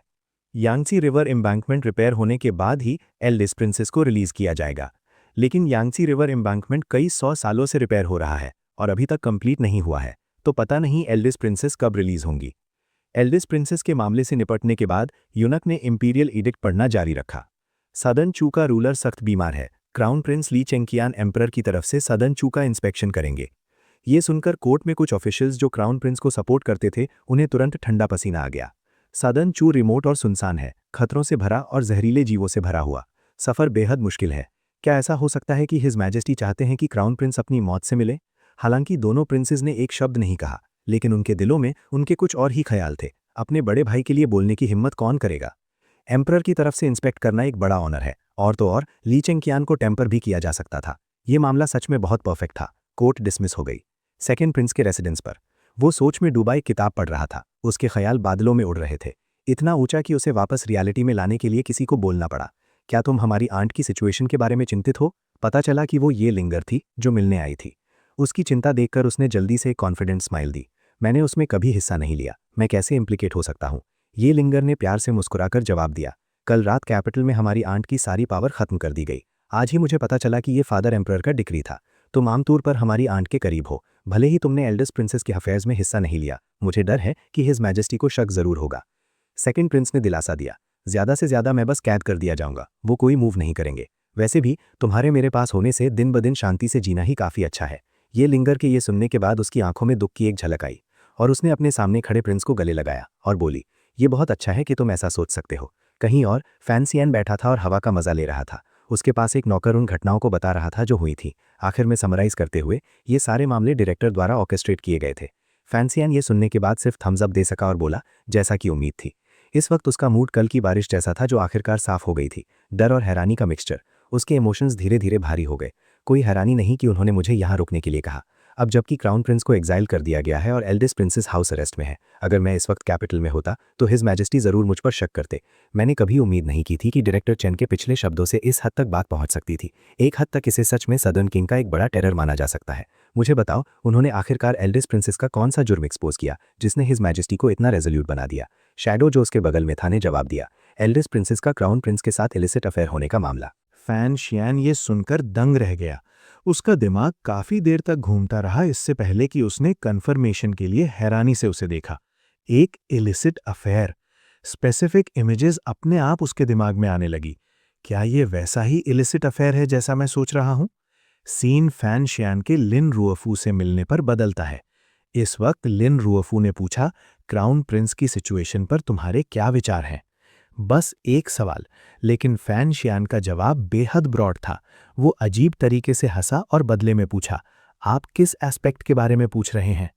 लिन रुअफू ने कहा, जाहिर है मैं पूछ रहा हूं कि क्या तुमने इस केओटिक सिचुएशन में अपने स्टैंड्स पर ध्यान से सोचा है? ये सुनने के बाद फैन शियान ने अपना सर खुजाया और व्राइली मुस्कुराया, पूछते हुए कि उसके फादर इन लॉ के क्या गहरे इनसाइट्स हैं। इस पल उसकी आंखों में परेशानी की एक झलक आई जब उसने कहा, मुझे लगता है तुम्हें क्राउन प्रिंस को बचाना चाहिए। अपने विचार शेयर करने के बाद एटमॉस्फेयर अचानक अजीब तरीके से शांत हो गया। फैन शियान की आंखों में नफरत का भाव आया। उसने आपके साथ वैसा बर्ताव किया और आप अभी भी उसे बचाना चाहते हैं? इस पॉइंट पर लिन रुअफू ने बात जारी रखी, मुझे नहीं पता कि क्राउन प्रिंस ने इस बार कौन सा जुर्म किया है जिसने हिज मैजेस्टी को इतना गुस्सा दिला दिया। उसका नेचर काइंड है। और तो और, अगर तुम क्राउन प्रिंस को बचाओगे तो वो तुम्हारा कर्जदार होगा। हिज मैजेस्टी भी तुम्हारी काइंडनेस देखेंगे। अगर हिज मैजेस्टी बाद में अपना मन बदल लें और क्राउन प्रिंस को थ्रोन सक्सीड करने दें तो तुम प्रमोट हो जाओगे। हालांकि फैन शियान को तसल्ली थी कि उसके फादर इन लॉ उसके बारे में सोच रहे थे, लेकिन उसे ये भी नहीं पता था कि सही जवाब कैसे दे। उसने एक मूव्ड एक्सप्रेशन के साथ लिन रुअफू को देखा। शॉर्ट में पहले अपने आदरणीय फादर इन लॉ के लिए 3 सेकंड के लिए एम्पैथी दिखाई। ये देखकर लिन रुअफू को समझ नहीं आया कि वो अचानक उसे ऐसी नज़रों से क्यों देख रहा है। उन्होंने अपना गला साफ किया और आगे बोले, शॉर्ट में क्राउन प्रिंस को रखने से फोकस उस पर रहेगा। हिज मैजेस्टी और सेकंड प्रिंस टेम्पोरेरली तुम पर ध्यान नहीं देंगे, तुम भी सेफ रहोगे। फैन शियान ने लिन रुअफू की राय से सहमत होकर सर हिलाया और कहा, मुझे भी ऐसा ही लगता है। हालांकि एल्डेस्ट प्रिंसेस और मैं इररेकंसाइलेबल हैं, लेकिन मेरी क्राउन प्रिंस के साथ कोई दुश्मनी नहीं है। इस बार क्राउन प्रिंस को इम्प्लिकेटेड माना जा सकता है। अगर डायरेक्टर चेन ने एल्डेस्ट प्रिंसेस के खिलाफ इतने सख्त मेथड्स यूज़ नहीं किए होते तो उन्हें इतनी सख्त सज़ा नहीं मिलती। इसलिए मैं लोगों को उसे प्रोटेक्ट करने के लिए भेजूंगा। रात हो गई। एम्परर किंग ने हमेशा की तरह अपना सफ़ेद रोब पहना था जो रात को रोशन कर रहा था। उन्होंने हमेशा की तरह दूर देखा, अपने पास खड़े चिन पिंगपिंग से कहा, तुम्हें क्या लगता है क्राउन प्रिंस बनने के लिए कौन ज़्यादा सूटेबल है, ओल्ड सेकंड या ओल्ड थर्ड? चिन पिंगपिंग ने बिना हिचकिचाहट के दूसरे नाम के साथ जवाब दिया, फैन शियान। इस जवाब ने एम्परर किंग को थोड़ा नाराज़ कर दिया। उन्होंने सख्ती से चिन पिंगपिंग को देखा और कहा, क्या हमने अभी फैन शियान के बारे में पूछा? लेकिन चिन पिंगपिंग को अभी भी फैन शियान के नाम पर जोर देते देख उन्होंने फिर से दूर देखा। हमें नेचुरली पता है, लेकिन अगर वो थ्रोन सक्सीड करेगा तो बहुत लोगों को मरना पड़ेगा। किंग किंगडम की फाउंडेशन टर्मॉइल में होगी। हम ऐसा होते हुए नहीं देखना चाहते। इस बार यूनरुई ने अकेले ही आसमान को ढक लिया था। क्या हमने इसे पहले ही डील नहीं कर लिया? हमने 19 सालों से साजिश की है, बस उनके चारा निगलने का इंतजार कर रहे थे। क्या इतना दूर जाना जरूरी है? इतने लोगों को मरने की जरूरत नहीं थी। हिज मैजेस्टी को डगमगाते देख चैन पिंगपिंग ने कहा, दूसरा प्रिंस चुनने पर क्या खून खराबा नहीं होगा? हिज मैजेस्टी ने कुछ देर चैन पिंगपिंग को देखा, फिर कहा, हाल ही में हमारे लिए तुम्हारे शब्द तेजी से शार्प होते जा रहे हैं। चैन पिंगपिंग ने आदर से झुककर कहा, योर मैजेस्टी इस बूढ़े नौकर को हद पार करने के लिए ब्लेम कर रहे हैं, लेकिन क्राउन प्रिंस के बिहेवियर का क्या? इस बूढ़े नौकर ने उसे बिस्तर में जाने के लिए मजबूर नहीं किया था। या दूसरे शब्दों में, क्या योर मैजेस्टी को लगता है कि अगर ये बूढ़ा नौकर इसे छुपा लेता तो बेहतर होता? ये शब्द सुनकर हिज मैजेस्टी फिर से चुप हो गए। चैंग चियन ने सच में हमें बहुत डिसअपॉइंट किया है। चैन पिंगपिंग ने बात जारी रखी, योर मैजेस्टी वाइज हैं। फैंसी एन वाकई बाकी प्रिंसेस से ज्यादा आउटस्टैंडिंग है, और तो और वो मिस ये के साथ आपका बेटा है। कुछ देर की खामोशी के बाद हिज मैजेस्टी ने चैन पिंगपिंग को जाने के लिए कहा। व्हीलचेयर को धीरे धीरे मंद चांदनी में गायब होते देख हिज मैजेस्टी अपनी आंखों में दुख नहीं छुपा सके, जैसे अपनी खुद की सिचुएशन के लिए रो रहे हो। ये किंगमे ने तुम्हें क्या फायदे दिए जो तुम्हें उसके बेटे के लिए इतना दिल से सोचने पर मजबूर करते हैं? क्या ऐसा हो सकता है कि तुम सच में उनके माँ और बेटे के लिए हमें धोखा देना चाहते हो? अगली सुबह चैन पिंगपिंग, जिन्हें एम्परर किंग ने समन किया था, अपनी व्हीलचेयर लेकर आए। योर मैजेस्टी ने इस बूढ़े नौकर को समन किया, आपके क्या ऑर्डर्स हैं? एम्परर किंग ने उन्हें गहरी नजरों से देखा और कहा, चैन पिंगपिंग, तुम सच में विलफुल हो। हम कल रात के मामले को परस्यू नहीं करेंगे, फिर भी तुम उदास होने की हिम्मत करते हो। चैन पिंगपिंग काफी देर तक चुप रहे, बोलने से पहले। जैसा योर मैजेस्टी ने प्रिडिक्ट किया था, एल्डेस्ट प्रिंसेस की असली फोर्सेस ने हलचल शुरू कर दी है। योर मैजेस्टी को बस उन लोगों को आपको असासिनेट करने का एक मौका देना है और वो डेफिनेटली तुरंत सामने आ जाएंगे। एम्परर किंग ने धीरे से जवाब दिया, इन ग्रैंड मास्टर्स को खत्म करने के बाद सदर्न किंग जरूर दुनिया को यूनिफाई कर पाएगा। चैन पिंगपिंग ने तुरंत पूछा, योर मैजेस्टी का खुद को बेट के रूप में यूज करना सच में बहुत डेंजरस है। मुझे हैरानी है, जुनशन सोसाइटी के असैसिन्स का सामना करते हुए योर मैजेस्टी के जीतने के चांसेस क्या है? जब उन्होंने सुना कि एम्परर किंग का जवाब आधा था, चैन पिंगपिंग ने बात जारी रखी, इस बूढ़े नौकर को लगता है कि योर मैजेस्टी उनसे यंग है। अगर आप कुछ और दशकों तक इंतजार करें तो दुनिया नेचुरली आपकी होगी। आपको अभी उनके साथ लाइफ एंड डेथ स्ट्रगल में क्यों शामिल होना है, जहां दोनों साइड सफर करें?